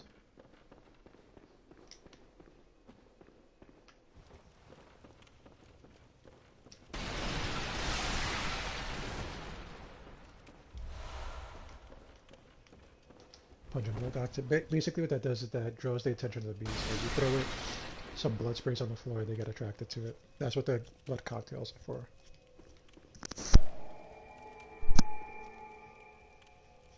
Okay.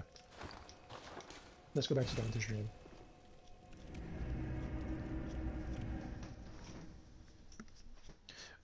We are actually coming up on another weapon as well. We're getting pretty close to a couple things, guys, right?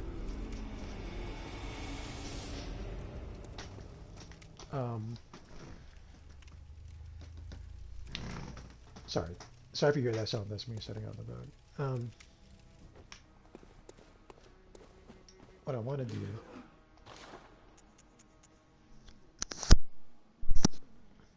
is buy this hunting pistol. And then,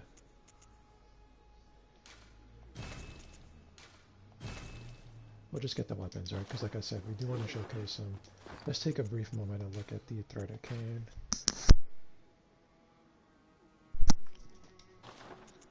And the hunter pistol. So, hunter pistol first. It's a pistol. Shoots one bullet at range. Not much to be said about it.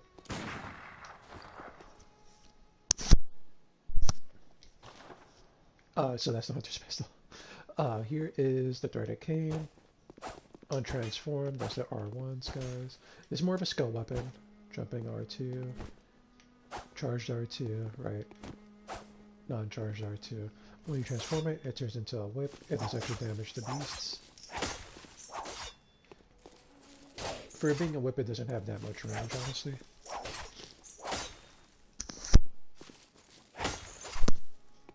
Here's its transformed, right?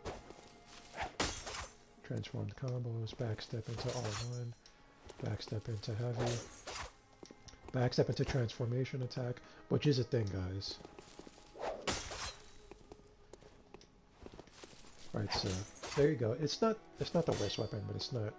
I mean, you can make it work. You can make it work, definitely.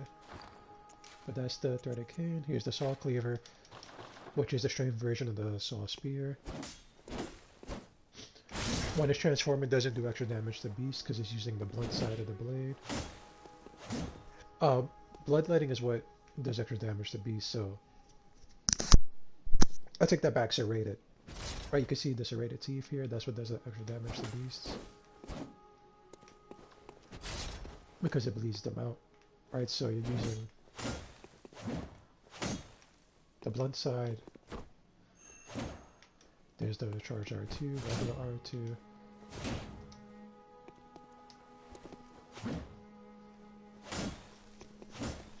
Right, nothing great.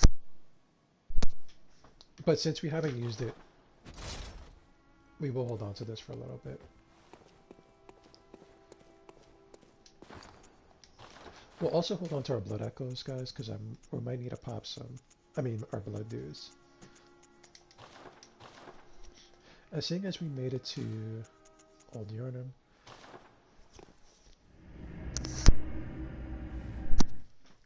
we are on the cusp of getting another weapon. We're going to kind of fast track our way down to it, and then we'll try to grab the rifle spear as well. And I do think there's another armor set on top of that, so we'll grab those three things, and then we'll try to kill the Bloodstar Beast. Keep in mind we're kind of like, we're doing like half speedrun tactics, right? So You would spend a lot more time exploring the area if you were newer to the game. So here's Old Yarnum. The town is long abandoned. Hunters not wanted. Someone posted that up and then they locked the door. We're gonna ignore that.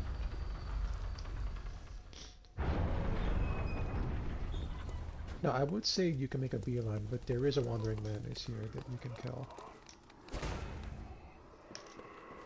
Don't let him escape, guys. He escaped. Whoops. Womp womp. That's fine though, guys. We could come back later, which we will do. Be careful with these enemies. They're poisonous. And there's more than one of them. Now if you wanted, you could just use your heavies and stuff. Right with the curtain. You can see that little bar up, that's my poison meter. There's the Hunter's Torch, guys. It does extra damage to beasts. The fire attack is a little bit higher. It's made specifically to poke the beasts and burn them up. You can take a look at it. Right, you might as well. See, it's designed to incinerate beasts and victims touched by the scourge. This one is just a normal torch.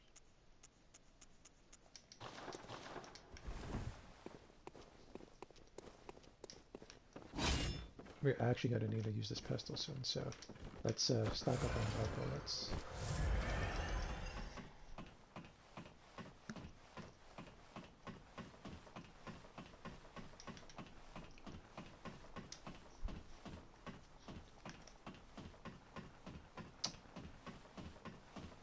Why are we climbing this long ladder? Okay, so we're going to do some really cheap stuff here.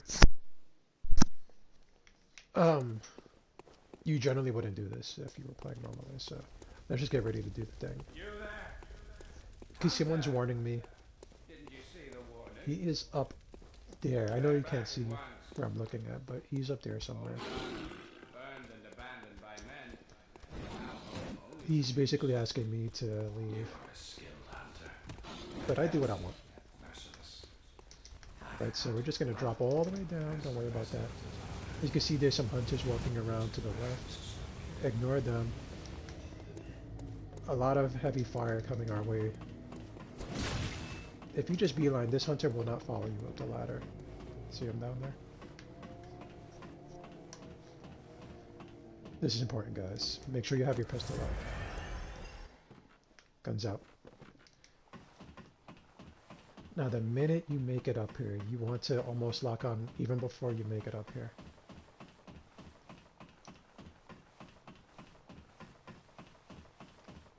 Just be prepared. There he is, right there.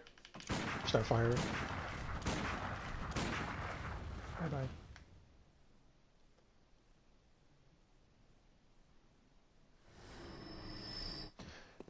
Very important. Next step. So he killed him because he had a big old Gatling gun. If you would have just progressed normally, he would have been firing at you through like the whole stage, right? So we kind of beeline to him. If you want what he dropped, you want to exit the game.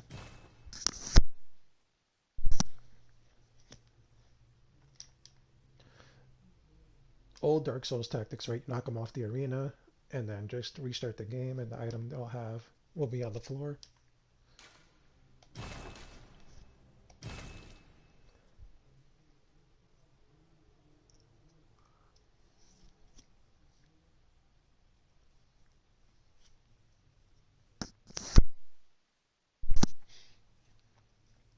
Now you can do a little bit extra storyline if you avoid him completely and then like find him in a different area. Well, just like come through this area a different way.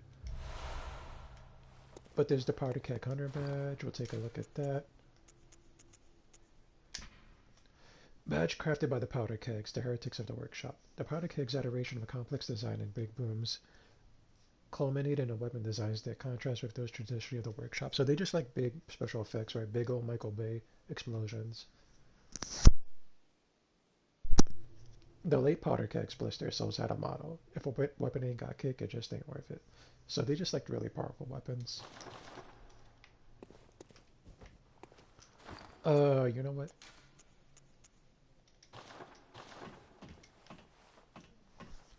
I'm gonna have to backtrack in a major way, so this might be to our detriment. But we do need to get the rifle spear.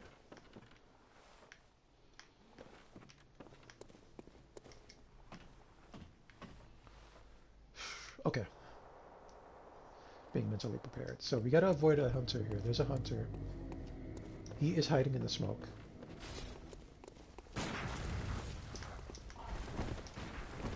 Gonna beeline your way through here. Make sure you jump down.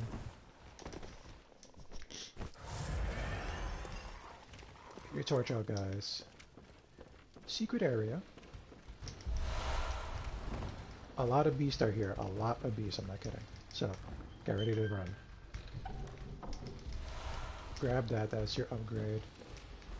Avoid these guys. They're small, but they are not playing around. Grab the rifle spear. And then make sure you run as quickly as humanly possible. Grab the Charred Hunter's Garb.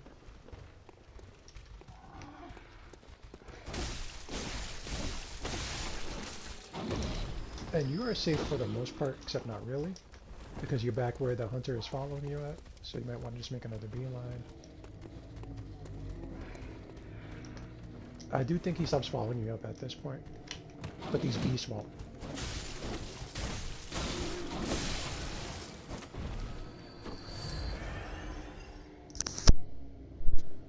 Okay. Cool, so we have the rifle spear, which is my favorite weapon in the game, but I'll be honest, it kind of sucks. And we can take a look at it. I honestly don't use this too much at all, just because the damage isn't there. But a trick weapon crafted by the workshop heretics, the powder kegs. A prototype weapon serving as a simple firearm spear. Excuse me. Let's re-say that. A prototype weapon serving as a simple firearm and spear, possibly created an imitation of a lost Keener's weapon. So they saw a weapon somewhere else, they got inspired, they tried to imitate it. That's how the rifle spear came about. Lacks any notable function, saving that it is the only trick weapon with an attached gun. So what they mean is that it's the only weapon that has a gun built into it, right? Here's the rifle spear. It's a spear. It's a rifle. Particularly a broader one. It's not like a long-range rifle. And it's a spear. And it's a rifle. And that's what you get, basically. So your charged R2 is a thrust. Right, you could do a ranged attack, which will basically fire it off the rifle. Your light attacks are this when it's transformed. Very importantly, your light attacks are this when it's untransformed, and your heavies are this. Right? So it's a spear. There's really not much I can say about it. Except it has really good charge R2. Or a running poke. It's actually a very good thrusting weapon, and if you go all in on like thrust blood gems, you will get some pretty good damage out. But as you can see, there's not much coverage, there's not a lot of crowd control. You're pigeonholing yourself if you get this weapon. But it's not the worst thing, we'll rock it for a little bit. He's calling everybody, so you might want to avoid.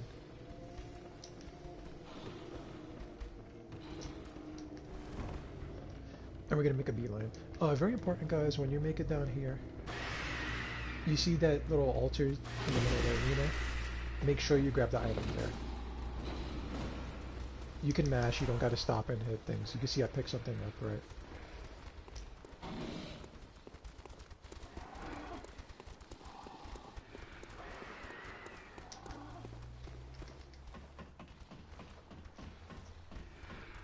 They will follow you all the way over here. Right there, he goes down there. What we're doing is we're opening up a shortcut.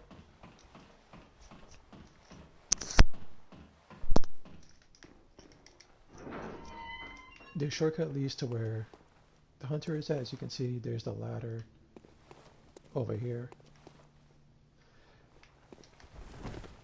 I'll show you guys. I'll show you right now. So the item is around here. So, oh, here it is. It's for the challenge dungeons, I believe. Uh-oh. There we go. It's ritual blood. So when you're doing chalice dungeons, you're gonna need some items, right? You're gonna need a chalice first of all, but you're gonna need ritual blood. You're gonna need stuff to make the ritual. This is your first one. This is to make your first chalice dungeon item. So make sure you get it. If you're gonna do chalice dungeons, you're gonna need it. Here you can bait this hunter.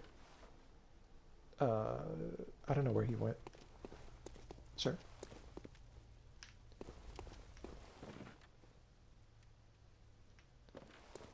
Hello?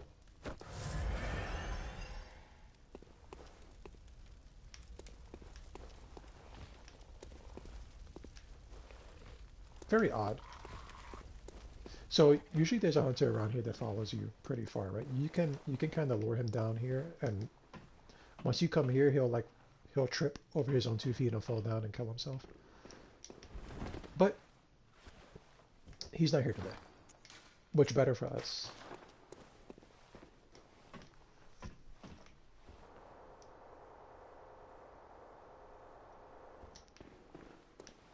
So after you avoid all those enemies, right? They will eventually go back to where they came from, and then you can come over here and grab the items. And as I said, the Saw Spear, I really, really like this weapon, and I really, really hate it at the same time. It has some decent range, but I say that and then I got. As you can see, the damage isn't spectacular. And unless everything is lined up, you're not really going to do too much, right? It's prone to missing, right? As opposed to something that is a spear like the Saw Spear. And it has pretty good coverage. It has thrusting and serrated type damage. I think it's better overall, right? But the Rifle Spear, if you like two-handing your weapons and you actually want to use like a gun, you know, you can use it for the gun part. I'll be honest, you have to dedicate yourself to using this kind of weapon. And if you want to use these things, you're going to be at a disadvantage. Right, if you're using it for crowd control, you don't get much area. I do think it's fantastic for PvP, for my own reasons, right? There is a beast hiding here, so I'm just going to poke him.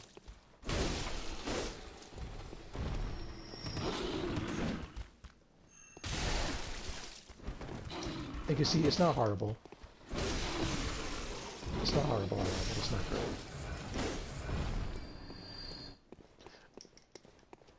I was gonna say there is a Wandering Madness here you can get, and you can poke him to death. Wandering Madness, guys, those are basically the crystal legends of the game.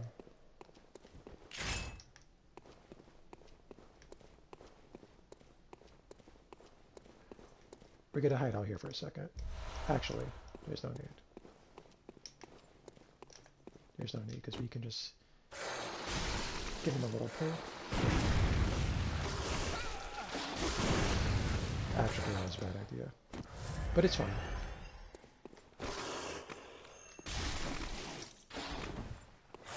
Like I said, the damage isn't great. You really gotta dedicate yourself to using this Rifle Spear.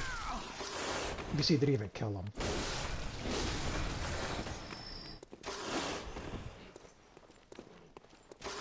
But we'll try to take it out of it, so Treasure 2.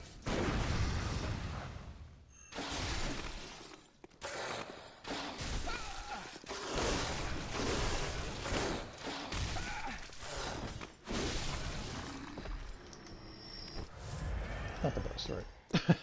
Not the best. You're better off, honestly, like, I like it for PvP, right? So, maybe we could get some PvP in, but yeah, it's not. You, like I said, you have to really dedicate yourself to using this weapon. And what I mean by that is, you want to upgrade it fully. And I think your best bet is to basically get some blood gems in. Let's take a look at the blood gems. So basically what the blood gems do, guys, is they'll give the weapon certain properties, right? You'll want one that has thrust attack up and then charge attack up. And that is your best bet to get the most damage out of the weapon. Right, and then you're going to want to only... And then you're only going to want to do your thrust attacks and your charge attacks. But you really pigeonhole yourself, right, if you do that kind of a build. You know, my other second favorite weapon is the Rider Palage, which is basically like the real version of this thing, which is basically a rapier with a pistol built into it. A lot better choices in the game. I end up not using these weapons too much at all in my regular runs. But I'll show you guys, like, we'll do use it to, like, its fullest, right? Well, I'll try to use it to its fullest. So you could use this two ways, either one-handed, right? There is a beast up here, by the way, guys. You can see him hanging onto the roof. I mean, to the ceiling. I mean, to the wall. Excuse me, guys. Right. Now, what they want you to do is you basically don't notice him at all. You come around the corner, you grab that item, and then he drops down.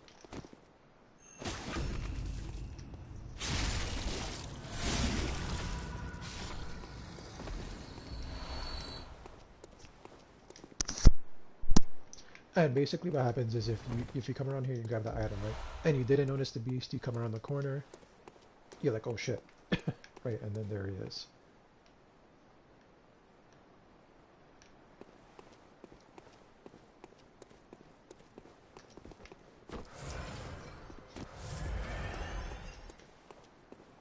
Be careful here, guys.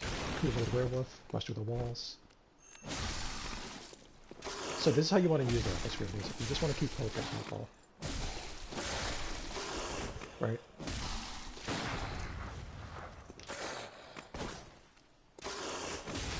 And this is how you use it to its fullest. You just poke everybody to death. Which, in a game like this, when you get surrounded quite easily, not the greatest. But if you have your thrusting blood gems in, it's pretty good. Right. Poke them with the needle. Give them the exam.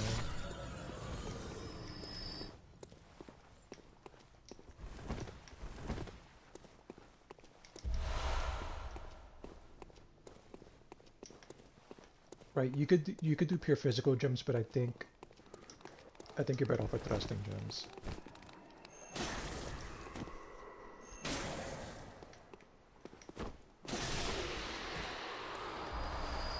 If you find yourself really bold, I guess you could switch weapons.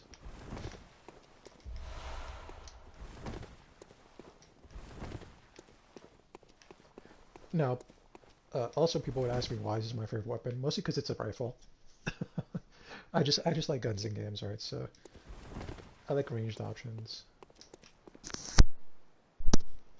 But like I said, the damage isn't great. There's a boss over here. And also, this is where you can summon Alfred. You have to be careful when you summon him because there are some hidden enemies in this area. And he will stop to fight every single one of them, if you let him.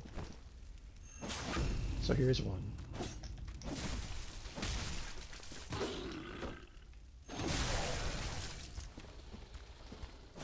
They do poison damage, so if you get hit too much, you see the poison meter flows up pretty quickly. Be careful. He's not the only one. They are all sitting here chilling. Kind of hard to spot. If you summon Alfred, he will start walking right towards him.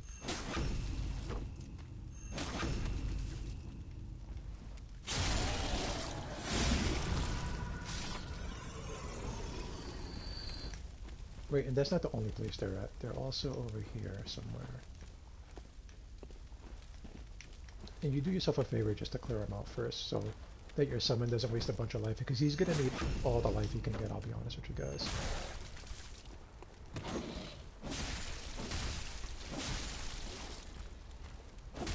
So this is the strength of the rifle spear, right? If you know exactly where the enemy is at, and you have your spacing and your timing right, you can get some good charge attacks out, and you could really do a lot of damage to them before they even get started. That's probably his biggest strength. And PvP, that's a whole nother beast. I do love this for PvP, but mostly it's because of this right here. It's his transformative attack, right? You can basically bait people out, right? You can bait people out. And what I mean by that is you can turn it right into the spear, right? You get a free parry if they fall for it, right? So you bait them out with this transform attack, and then you can get a visceral. And that's probably his biggest strength in PvP. Also, you don't see it too much, I don't think, in PvP these days.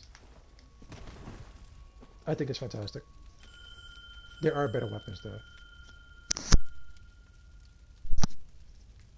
And I'd be foolish if I were to fight this boss with that, so we're not going to do that.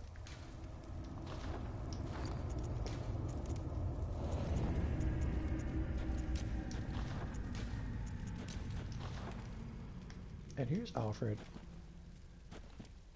He has a big old rifle, Kirk Hammer.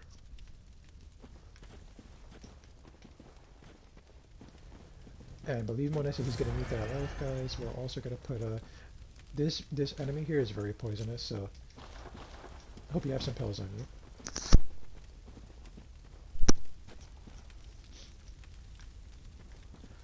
you. Okay, and as usual, guys, there he is coming up. Once the fight starts, he's going to need to walk to the door. Let him come up. Buff your attack, guys. Ready to do a cocktail. Buff his weapon.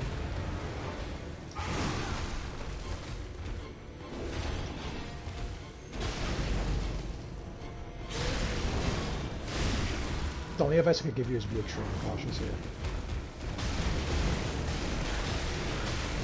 If you're running an arcane build, you can really hurt this guy pretty easily.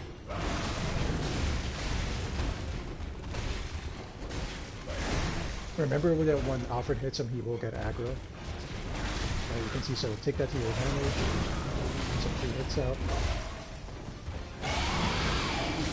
Once he hits that space, when he hits you, you will get poisoned. Like your poison will start building up. Be careful with that.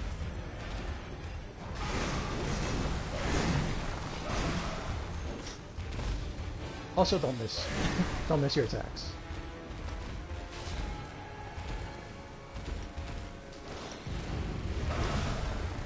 That is a grapple, guys. Be careful. As you can see, Alfred wasn't careful. Wow.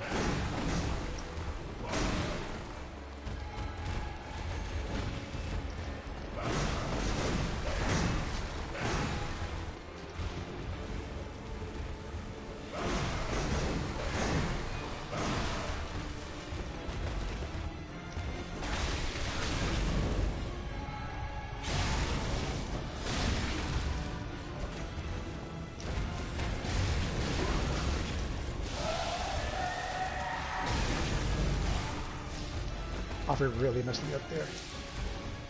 Move back from that.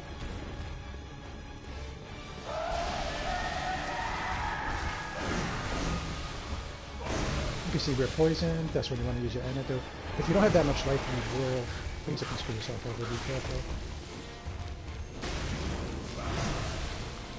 You can die very quickly from that poison.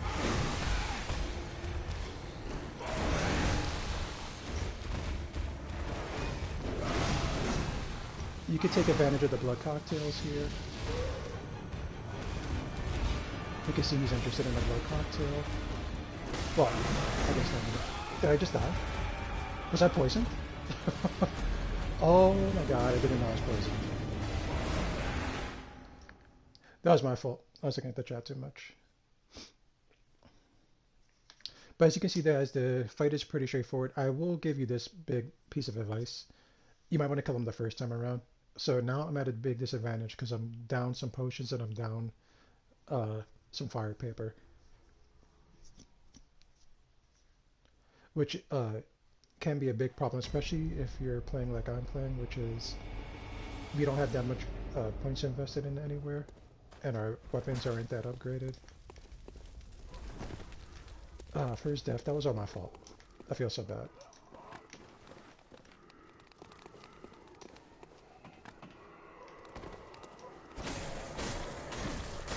On the plus side, it does give me a chance to get these bloodstone shards. Also, start upgrading your weapons, like early. Oh my god. That was a bad fall. I also forgot to open this door. Okay, so I did some bad stuff. On the plus side, the Gatling gun guy is gone, so we're not gonna worry about that. We can basically just make a beeline to the first shortcut. And look at, and then we'll wrap up the stream. And I think this is the character we're gonna keep, mostly because I can showcase a lot of the weapons. And like I said, there are items through here, guys, right? You can see one over here. I think it's mostly like bloodstone shards and blood vials and stuff like that. Right, make sure you do upgrade your weapons. And being as we're playing the kind of playthrough we're playing, we're just gonna use our little shortcuts. You know, you usually don't want to just jump down there. There is a ladder right there, right? There's the hunter. And you can see I could probably draw him down here right now.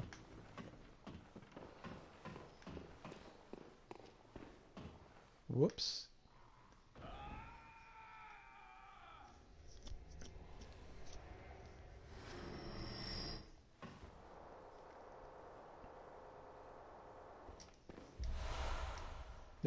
There's some bone marrow ash.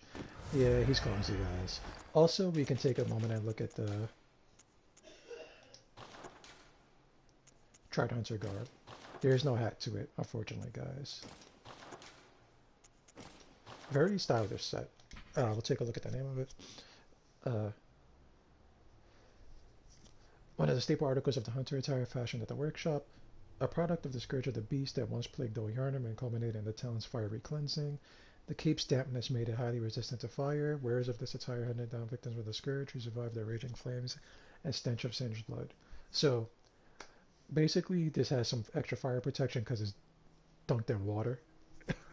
And as you can see, they burnt this part of Yarnum to the ground, so specialized to take some extra fire damage. Can mix and match, put it with the hunter's hat. Right, not a bad looking set. I do like the way it looks.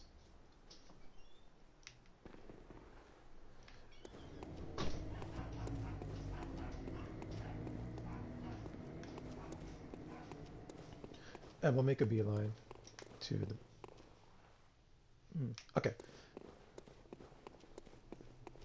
We'll make a beeline. Right.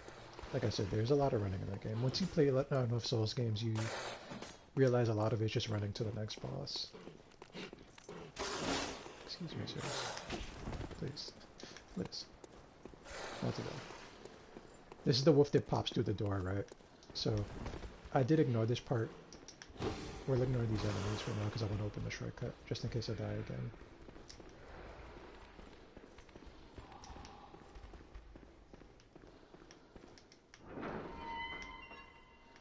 Luckily for us, there is some extra fire paper up here, I believe.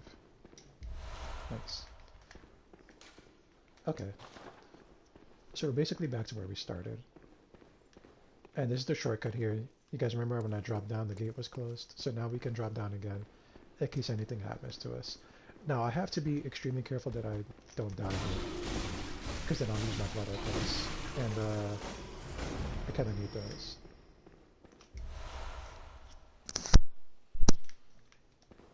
Kind of need those a little bit, right? So let's I didn't realize it comes up so far.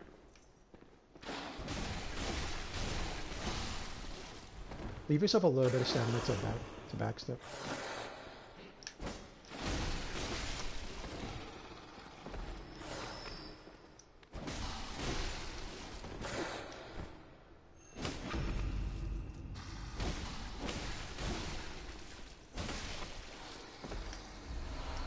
Okay. On the plus side, we are getting some shards. We're getting quite a lot of shards, actually. More than I'm used to getting. Hey!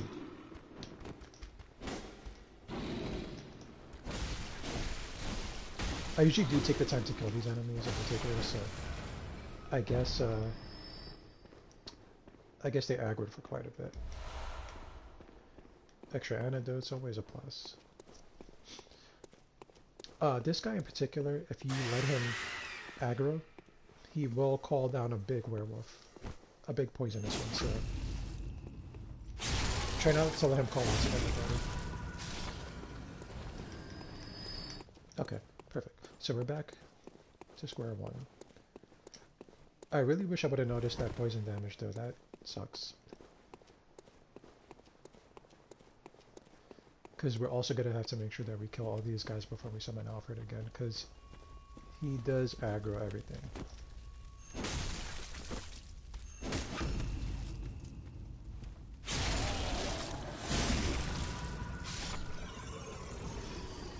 Also guys, like any boss, make sure you try to grab your souls again before you engage.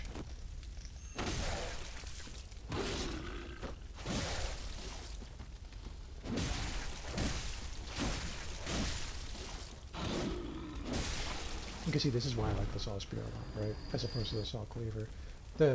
I think I just know its moveset a little bit better, honestly. And I think its moveset is slightly better.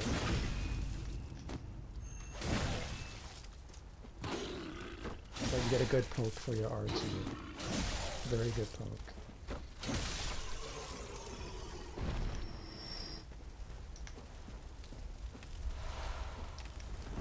Okay. And there are some definite negatives to not killing the boss the first time. First of all, when you summon these people, they do use some of your madness. That is, well, your insight. That is that eye on the upper right-hand side. So you only have a certain amount of times to summon these people.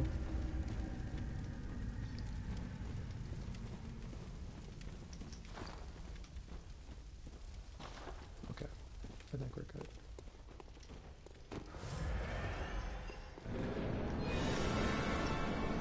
Like I said, it's imperative that you grab your souls, or your blood echoes, whatever you want to call it in this game.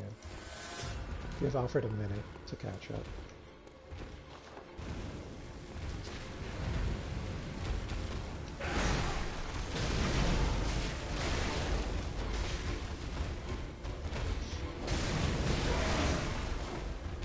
Try not to stand right next to him, because he will mess you up a little.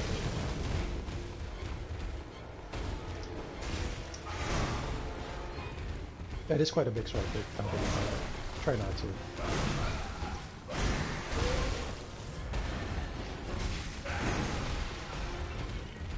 The charge attacks I'm going for, try not to do it too much, honestly. Because he's a lot faster than you.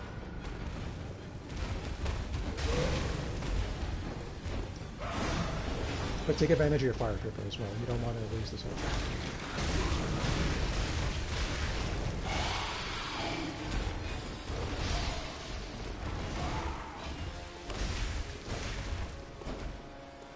Let me do the blood cocktail there. You can see he's interested in it.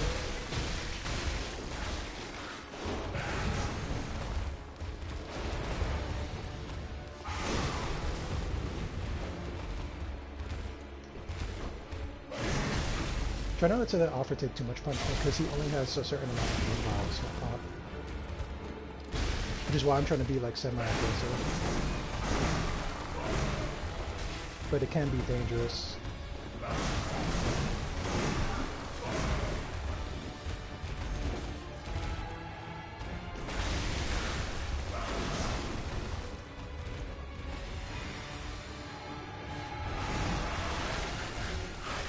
You can see he's already dead.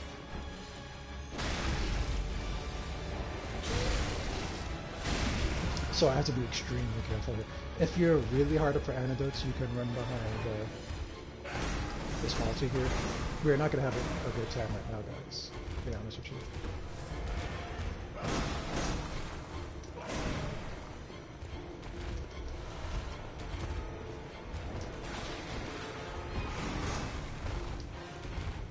Basically what I'm doing, guys, is I'm trying to get some distance here.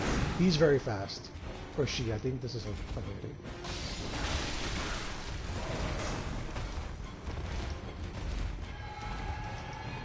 You can see my health is getting drained to like no end.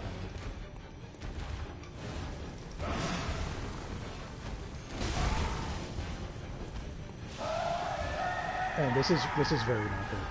I'm in a bad situation right here. But if worst comes to worst, you can throw these like cocktails, or boost your attack up. Me just being close to him starts like a poison, as you can see, because he's like emitting poison fumes.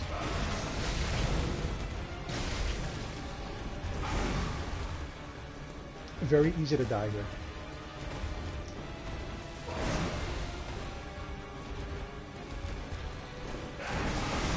If you're brave, you can counter him. It's been a while since I fought this, so I don't know how brave I am. Stay away from that, because he does like a poison explosion. Don't want to get hit by that, that is instant poison. And this is a very dangerous game also.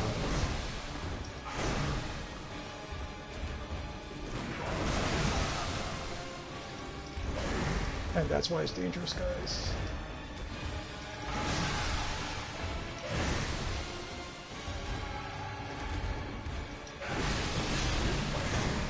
Because he doesn't give you enough time to heal and to use it animate. If you're lucky, you can visceral him.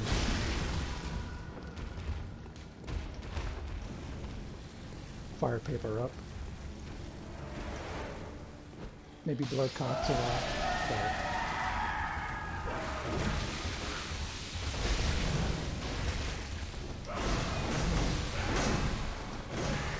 But once you do that, you have a very limited amount of time to get clear.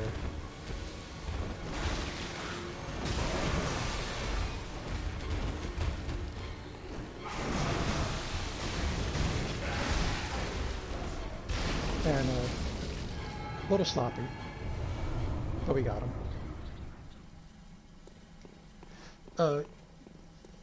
If you're arcane, you probably just flame spray him to death, which is probably a lot better. We made it with one antidote as well, so pretty lucky. And you can see us doing that got us our first chalice. We have our echoes. Can't really ask for anything more.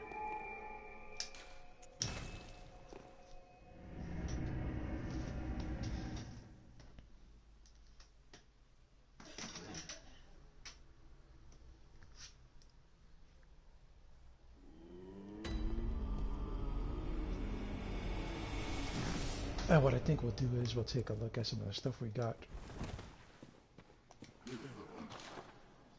Forgetting that powder keg hunter badge, right? So you do get some noticeable things. You get the stake driver. And you get the stake driver. I do think that's all you get. And we'll get the stake driver. In just a second, guys. Give me 1 minute.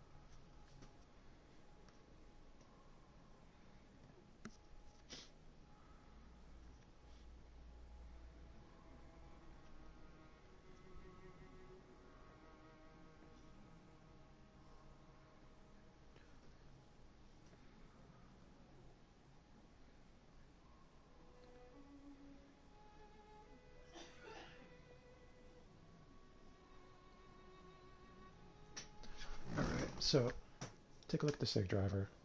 We're literally just gonna purchase it. We'll take a look. Oh, can't use it yet. We're gonna get 18 strength. Okay. Luckily, I do think we're close to it. Welcome. Very well, let me.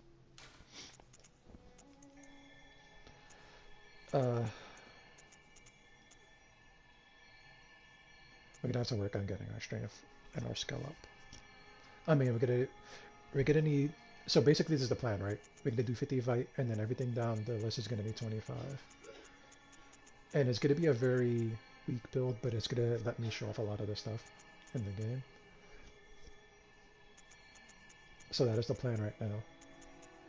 So I guess what we can do is make strength 25 immediately and then get skeletons 25. We're going to be hurting for Vite for a little bit, but we should be mostly okay, I want to say.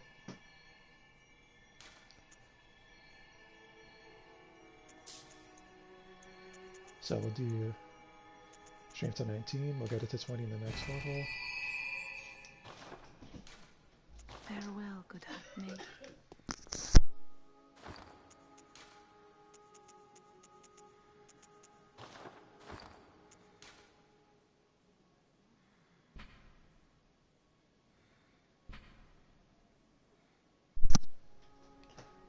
Okay, so we can use the stake driver. We'll take a look at it. Whew. A trick weapon fashioned by the workshop heretics, the powder kegs. Blah blah blah, favored by the retired hunter Jura. Jura was the guy in the Gatling gun, guys. If we would have fought him, he would have been using this weapon. The stake driver, with its queerly complex design, violently drives thick stakes into the flesh of foes. The stake driver allows for high damage critical attacks, but is difficult to use and leaves the wielder wide open. And they ain't kidding. But none of this should bother mere powder keg. So they don't really care about how hard the weapon is to use, as long as it just does big damage, big explosions. Stake driver is a cool weapon. It is hard to use. We'll take a look at its moveset over here. So here's the stake driver. Anybody play Assassin's Creed before? So, I mean, I never really played it, but it reminds me of like the Assassin's Creed weapon on steroids, right? That little under wrist blade he has, except not really. We'll take a brief moment to look at its combos. Okay, here we go. This is more flat. These are just tutorial notes, guys. So here's its light attacks. You can see it's kind of a fist weapon, right? Here's its backstep into light attack. It's running back step into heavy. That's his heavy attack. You can see very unwieldy. Right, and when you transform it, this blade in here goes in. And all your light attacks are thrust for the most part. Right, and there's the heavy attack. The heavy attack shoots the blade out, as you can see. Now, the main strength of this weapon is basically transformed, charged heavy, which I do believe it does fire damage.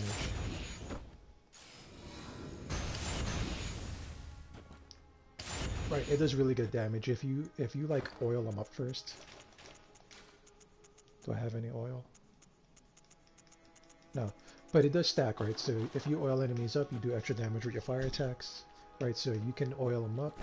If you manage to get this charged R2 out, transformed, extreme damage. I do believe with the right amount of modifiers and everything like that, it has the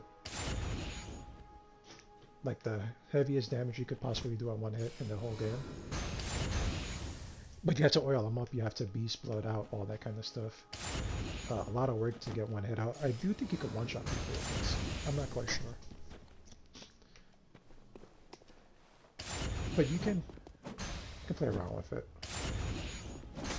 It's a bit of a niche weapon. Oh, we'll hold on to it for now, right?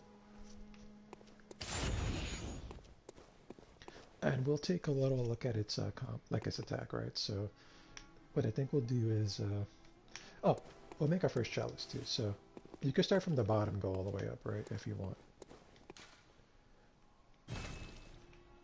So you make your first chalice. Chalice dungeons are procedurally generated dungeons. There's like a big group of people that make chalice dungeons in the game, and they kind of map everything you could possibly do, because there's like a lot of dungeons, right?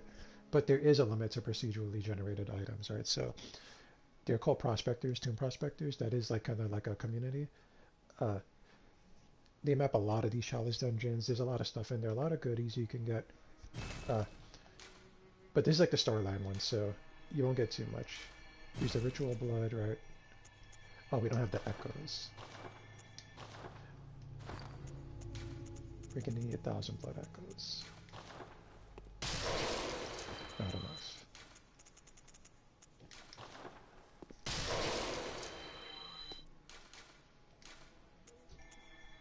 You can see you use your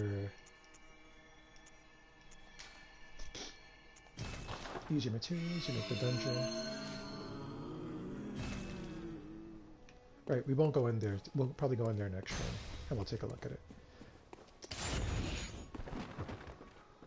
Most of the holy chalices lie deep within the full of, but if the old hunter tales remain true, one of the holy chalices is worshipped in the valley hamlet. Yet the town is in disarray. So he's talking about the town we were just in. That was Old Yarnum. Burned and abandoned for fear of the perfect place for us. So he was leading me down there to Old Yarnum. Let's take a look at it. Let's take a look at this damage we can do. I guess we could go to Central Yarnum. Remember, guys, these weapons, they aren't upgraded, right? So you would do more damage if you were spec'd properly. So take my damage that I do if it with a grain of salt, right? Because you know, realistically, if you're using like one of the skill weapons, your skill will be higher, right? If you're using the strength weapons, your strength will be higher. So you will be doing slightly more damage than I am, right? So you know, you got to take that into account as well. Also, they're not upgraded, and we don't have any blood gems in there. So you know, you got to take that into account. That counts a lot for the weapon. But we will take a look at this big old heavy transform attack. But if you're going to use it, guys, I really suggest you use it in transform mode, and you just take advantage of the pokes, right?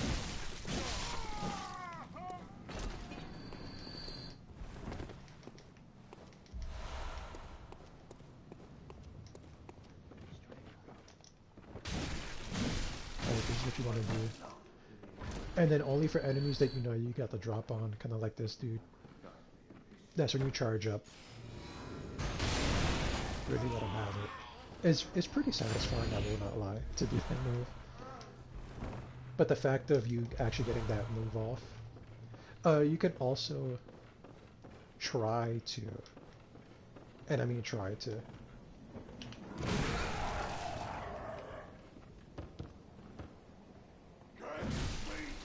well, this is not like that. Right, try to counter him. It's too late now. We'll try it on the next second.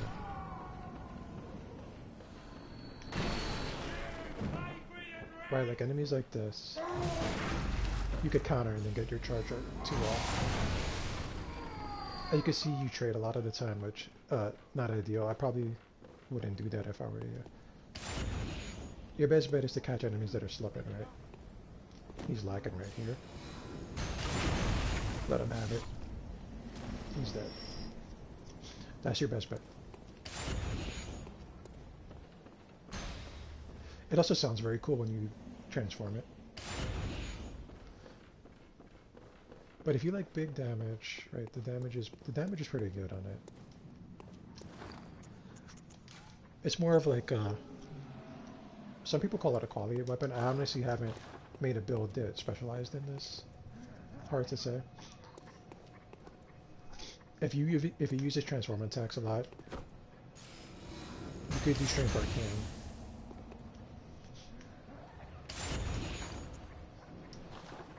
But that is what you're looking at when you use a weapon like this.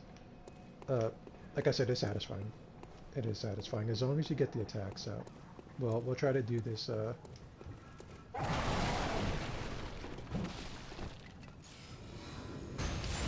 can see the range is cut down. Right, not much I could do with it. And if you're like me and you, like I just kind of button mashed there, you're not gonna get this move out.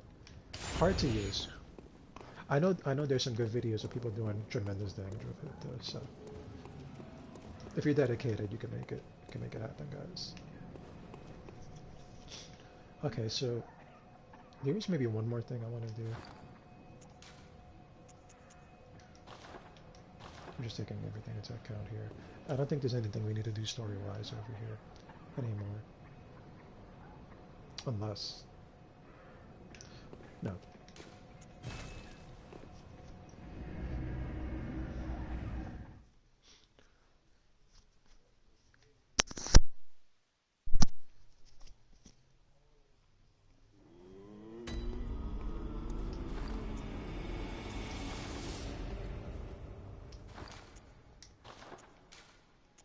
Stick with the Hunter's Axe for now. So, the only thing left I think we can do...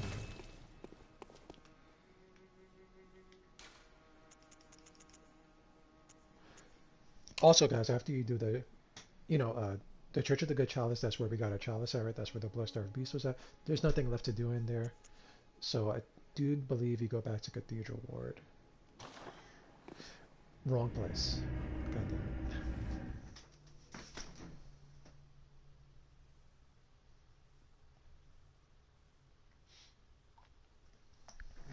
That was the wrong place, but it's fine. Oh wait, no, Cathedral Ward was the right place, I believe.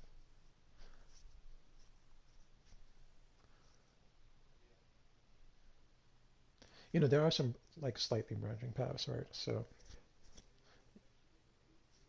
I do wish the game loaded a little quicker, but this is what we got here. Okay. So if you remember, this door was closed the first time around, so you can make your way up here. Right. Yeah. She's still mad at you. You can also come out here and check if Eileen is here. She's not yet, right? And there is also... Let's take care of her. What was that? Oh, I see him. So as you can see, there's an extra enemy here for some reason. We call him a bagman, right? Now, if you want to go to somewhere else very early, I suggest that you let him kill you. Right, you can damage him a little bit. His damage is very high.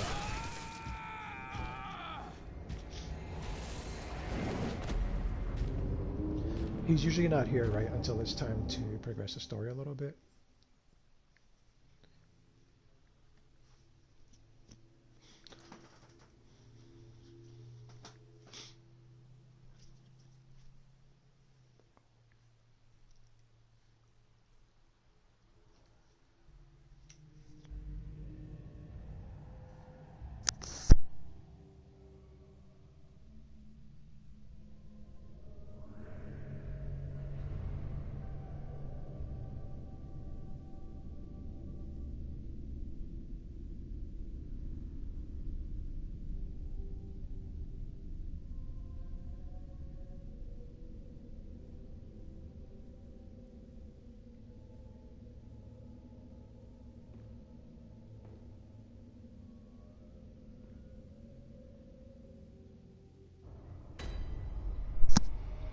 And that's how you make it to your hardware.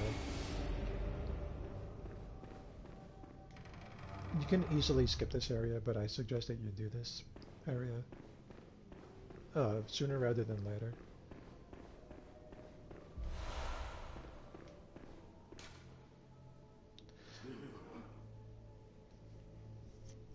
Madmen tell surreptitiously, and returns to beckon the moon, uncover their secrets.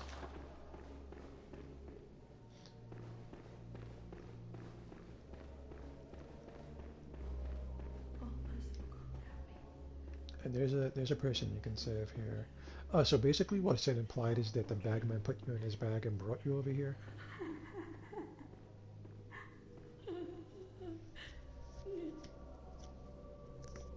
Oh, please leave me be. Don't take me, please.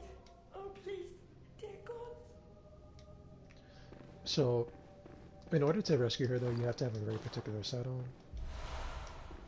Either Father Gascoigne's chest piece or like Black Church Hunter's garb. You can get those later, but you can also teleport back here later as well. So try to save her. I mean, you don't have to save anybody, right? But I try to save as many people as I can, usually.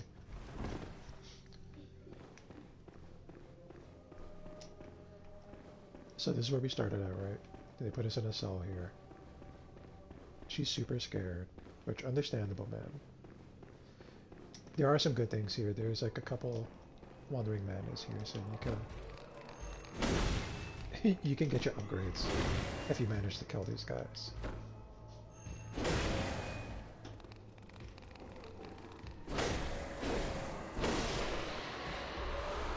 Right, you get 2 glowstone shards. Around here you want to be careful because there's like a couple bagmen walking around. There goes one of them. And they do some heavy damage. I haven't fought them in quite some time, so... Even be careful with your charge attacks, because he'll just get up.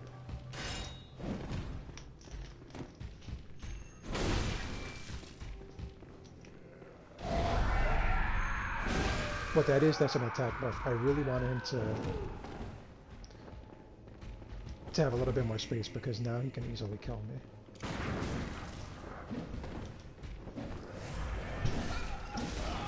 Yeah. So usually with the general plan is we could try this again.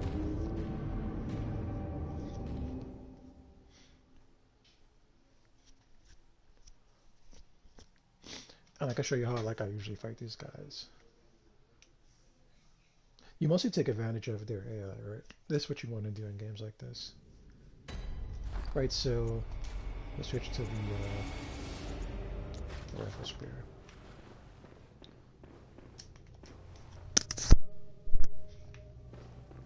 And really what you want to do is you want to get here early. You don't want to stop and kill like anything.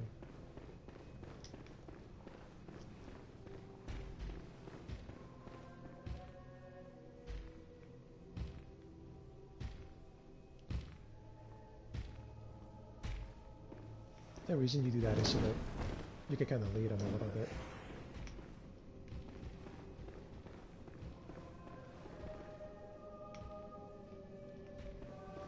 You get stuck. Oh no. This is something else too. You don't want him to like go over to his partner, because then his partner starts walking forward as well. So I guess we're not going to get to take advantage of his AI too much. Okay, here we go. Perfect.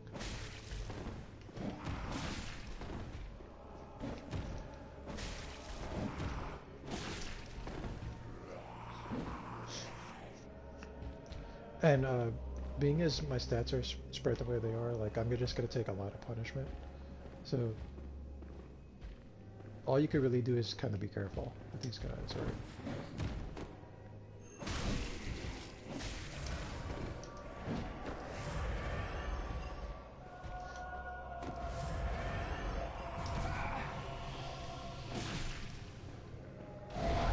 But that's what you want him to do, right? Because you want him to charge up so you can get the backstab up.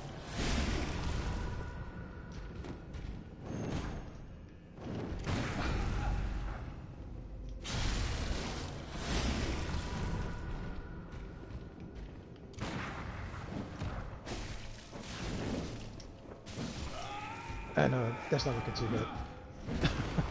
That's not looking too good at all. Keep in mind, folks, that your weapon, whatever weapon you're using, usually is upgraded a couple of times. Your weapon should be around +3 at this point, right? So we're kind of at disadvantage here, but that's fine. What I think we'll do is we'll kill him, we'll grab some stuff, and then we'll wrap the stream up because it's about time I head it out. That is 2 deaths so far, huh? Or is it 3? I want to say it's 2. Okay, so.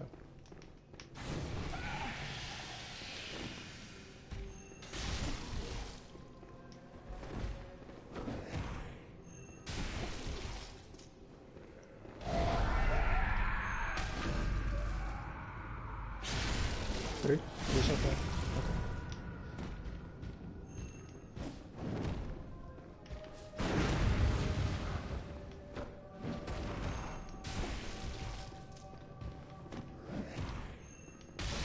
There you go. Okay, so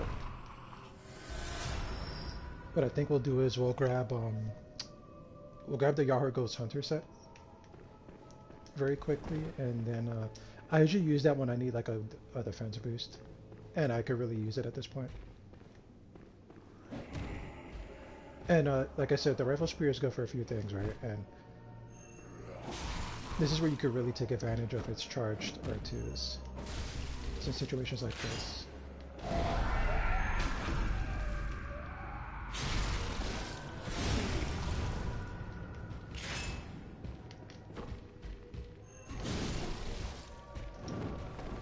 Right, especially if you know this enemy fights the way he does.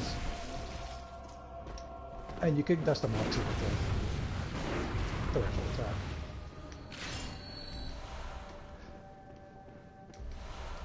And there's your first, we can't use this quite yet. This is like what you would use for your jewelry, basically.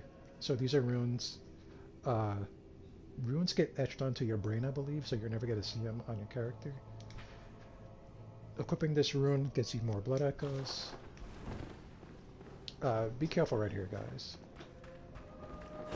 She will grab you and pull your eyeballs out.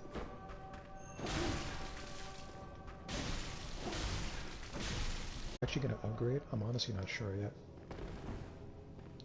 But everything here is high damage, guys. You gotta be prepared for this area.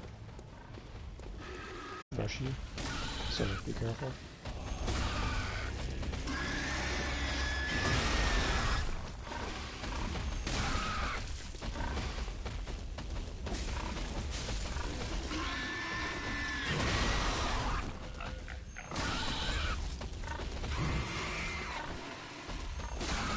A lot of enemies you can avoid damage kind of just by hugging them, right?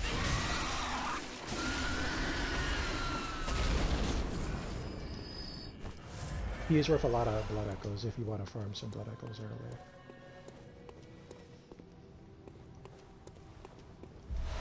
There we go. So, this is what I generally wear a lot of the time, especially if I'm like running through the game very quickly. The Yahoo Gold garb. Take a quick look at it. Thick black pullover worn by hunters of the unseen village. The owners of Yargul answer to the village's founders, the School of Menses. Hunters in name only. These kidnappers blend into the night wearing this attire. Designed primarily to defend from physical attacks, the binding of thick rope serves both to protect its wearer and restrain its foes.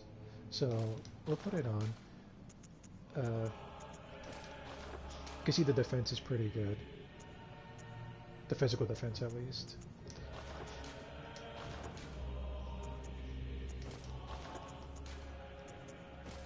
There's even like a little helmet underneath there, so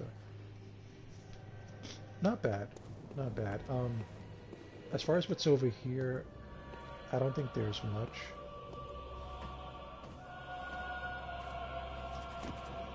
You can see even the dogs have some health.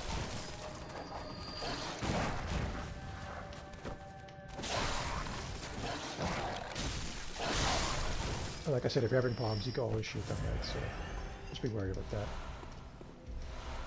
Here's some enemies knowledge. Here's some, they look like they were from the church when they were praying before they died. I think they're just trying to get the hell out of here, honestly.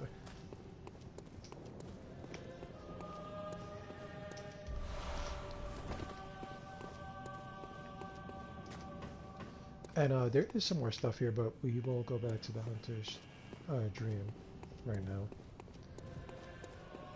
And then I do think we need to consider what weapons we're going to use for a little bit, because we're going to have to start upgrading them.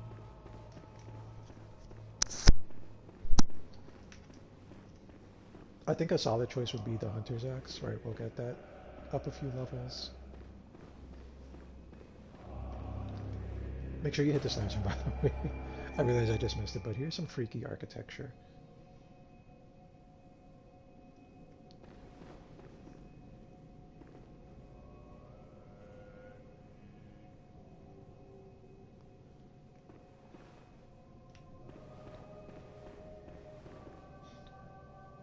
You can clearly see something is wrong with this this whole area.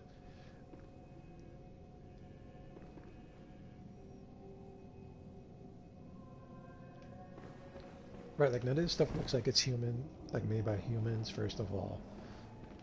And these altars, like, well, who's worshipping this stuff, right? Very, something's very off. It's very like, what's that Lovecraft place that I'm thinking of? Innsmouth? Like, very Innsmouth-like, right? Like, where there's people, there's things that are like people here, but they're not really.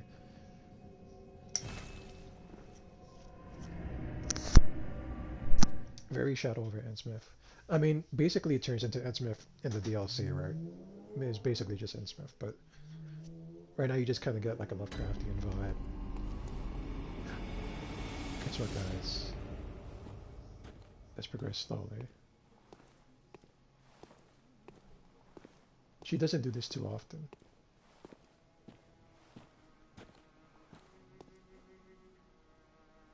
That's the doll. She is praying there.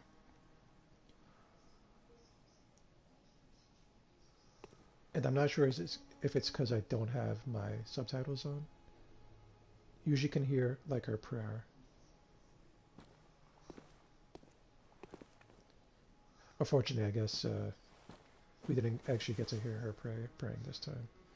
She doesn't do that often though, so sometimes you might not even see it. You could go like a whole playthrough and not see that. But we'll start wrapping it up, right? I forgot to say also there is another vendor over here. And you use Insight to purchase items, so you can buy stuff like the Resident Bell.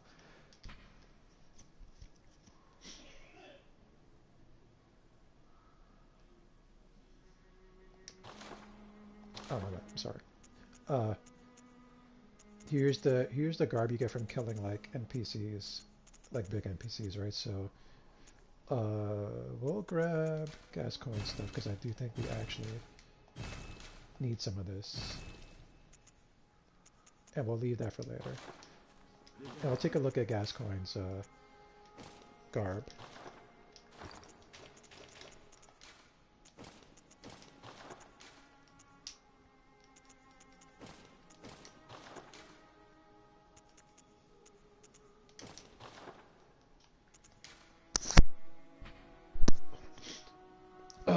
Hunter attire worn by Father Gascoigne.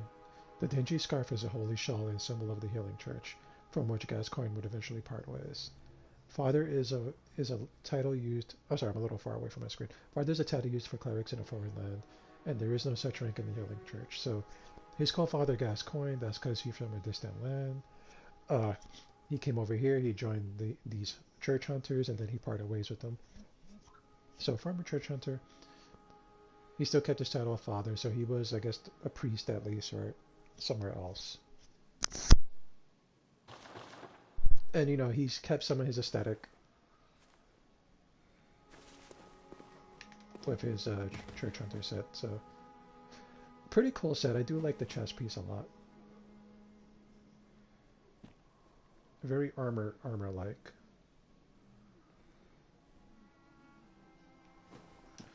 And we will need it to talk to that lady back in Yargul, so we'll keep it on for now. And then we'll switch back to the, you at the very least need the chest. But we'll wear the chest and the hat for now. And then we'll switch over once we rescue her. Now, like I said, we do have to start picking out weapons so that we could upgrade them. You can get an extra stake driver here, by the way. If you kill him and you just get the badge, right, Jura, you can come here and buy it. And then aside from that, there's this garb here, which we can also purchase. And we can take a look at that as well. And we'll take a quick look at it.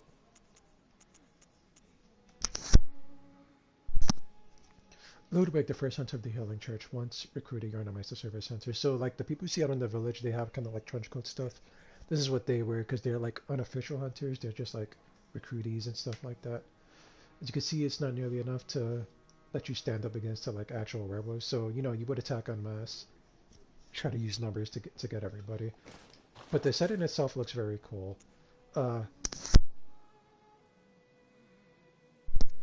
excuse me guys, I do think it has like a very Van Helsing look to it. Van Helsing, the who played him? Mr. Wolverine, Hugh Jackman. It has a very like Van Helsing, Hugh Jackman look to it with this stuff. Except for the hat, right? Like if you mix the hat with Gascoigne's cap, it reminds me of Van Helsing a lot. That's all I'm just gonna say, right? And you can mix and match. You can do like you could do like the actual regular hunter's chest and legs, right? So pretty stylish stuff. We'll stick with the garb for now. And we do need to pick a couple weapons to upgrade.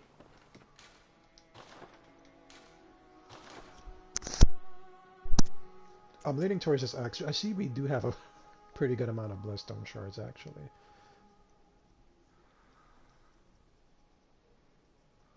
Maybe the axe and the saw spear, right?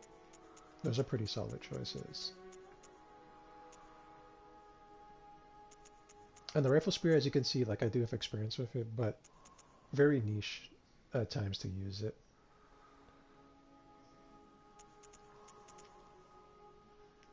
And then we're also gonna need to pick a pistol because we're gonna need to stick a blood gem in there pretty soon. We usually use the blood gem that like regens our health a little bit. So what I think we'll do is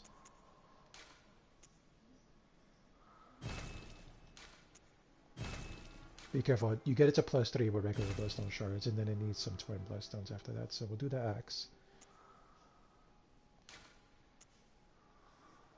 And we'll do the saw spear. Now, if you want to farm twin bloodstone shards, those bagmen, those tall guys with the bags, right? They do drop twin bloodstone shards.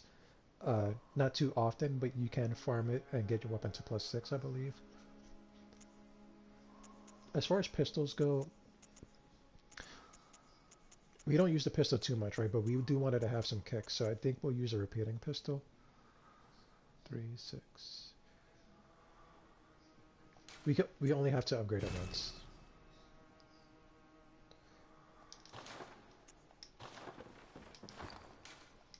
And then we can take off this rifle and we can have this saw spear here. And like I said, you only need to upgrade this weapon once because you just want the bloodstone unlocked, right? As you can see, it's to the right hand side, it's like opened up now.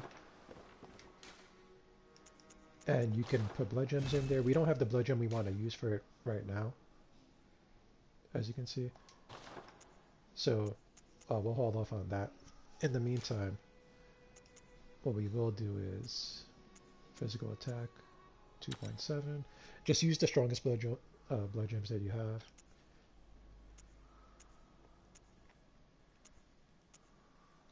This also adds, this one is useless to us. We could get rid of this one, but do that. Now, our weapon is not too bad at all. Physical attack is up. The charge attack is up ever so slightly. The saw spear, we might as well stick the shitty gem in there just to get a little bit more damage.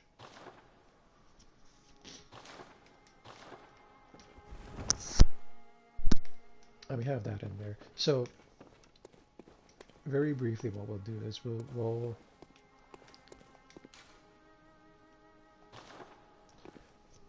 just see if he drops a twin bloodstone just to see if we get lucky. But there are like a bunch of twin bloodstone shards you can grab here. Just be careful if you're playing for your first time and you don't know what weapon you want because, you know, your upgrade materials will be hard to come by. So make sure you're using a weapon that you actually like before you start grabbing all these twin bloodstones and upgrading weapons. If worst comes to worst, you could just sit here and farm them.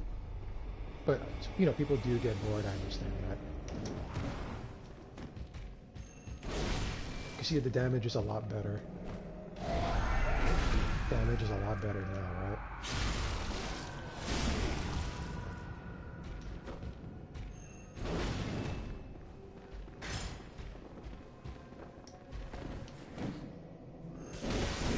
Not the greatest, mind you. He just dropped a regular Bloodstone. They do drop twin Bloodstones, guys, so we just gotta keep at it. We're not gonna keep fighting him. Right, but we will kill him and we'll rescue the girl here because I will forget. She's all the way downstairs if you guys don't remember. If the best way to remember it is that you started here, right? So you just backtrack and go back down the stairs. Make sure you're wearing either Gascoigne set or like the black church hunter set. I think you could even use the white one, but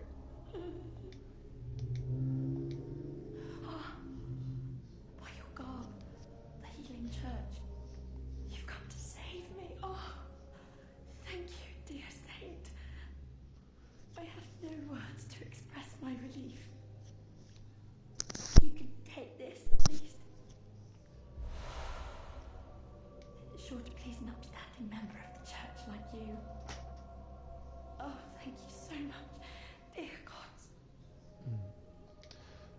Thank you so much. make sure you tell her where to go, I was guys. seized on the street by the hulking brute in the cathedral ward and locked up here. There were many others, but they've been taken away. And I've heard moans echoing in the distance ever since. So, the hunt is on tonight.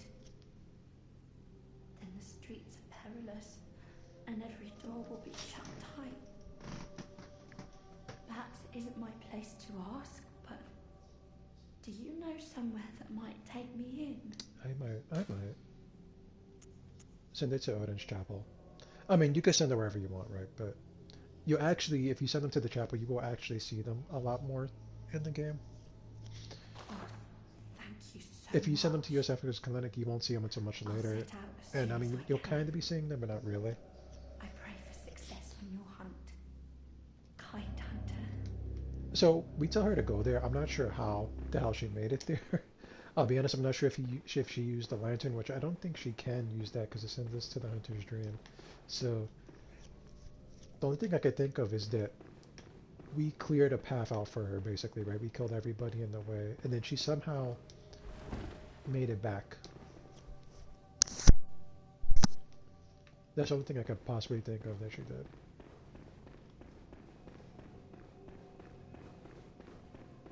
Because I'm pretty sure that they can't use these lanterns.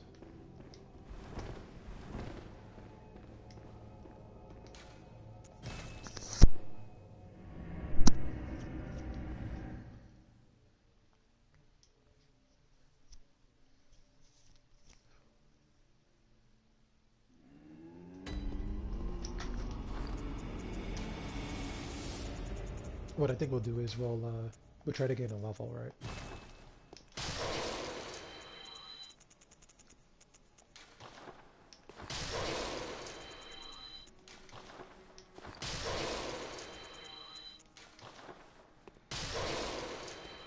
That should be enough.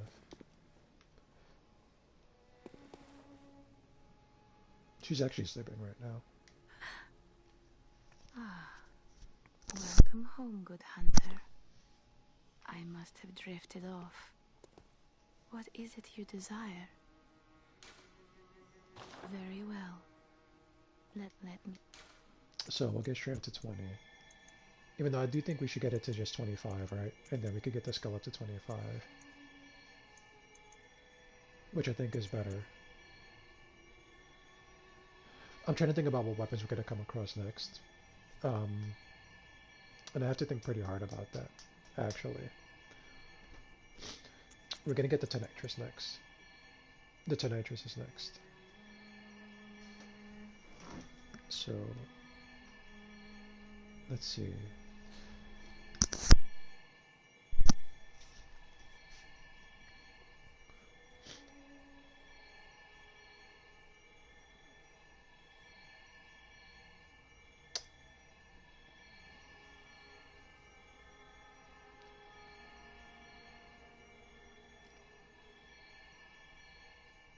What do I need for the Tonitrus? I know I'm going to need some strength. I'm just wondering if I'm going to need any kind of arcane to use it.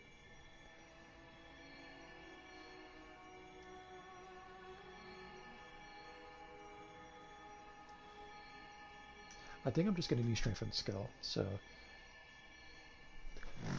uh, okay. So we'll just get this to 22. Keep in mind, folks, I kind of know what I'm doing, right? So you might want a little bit more fight and some more endurance to start out with. Right, I know what I'm doing a little bit. Farewell, good may.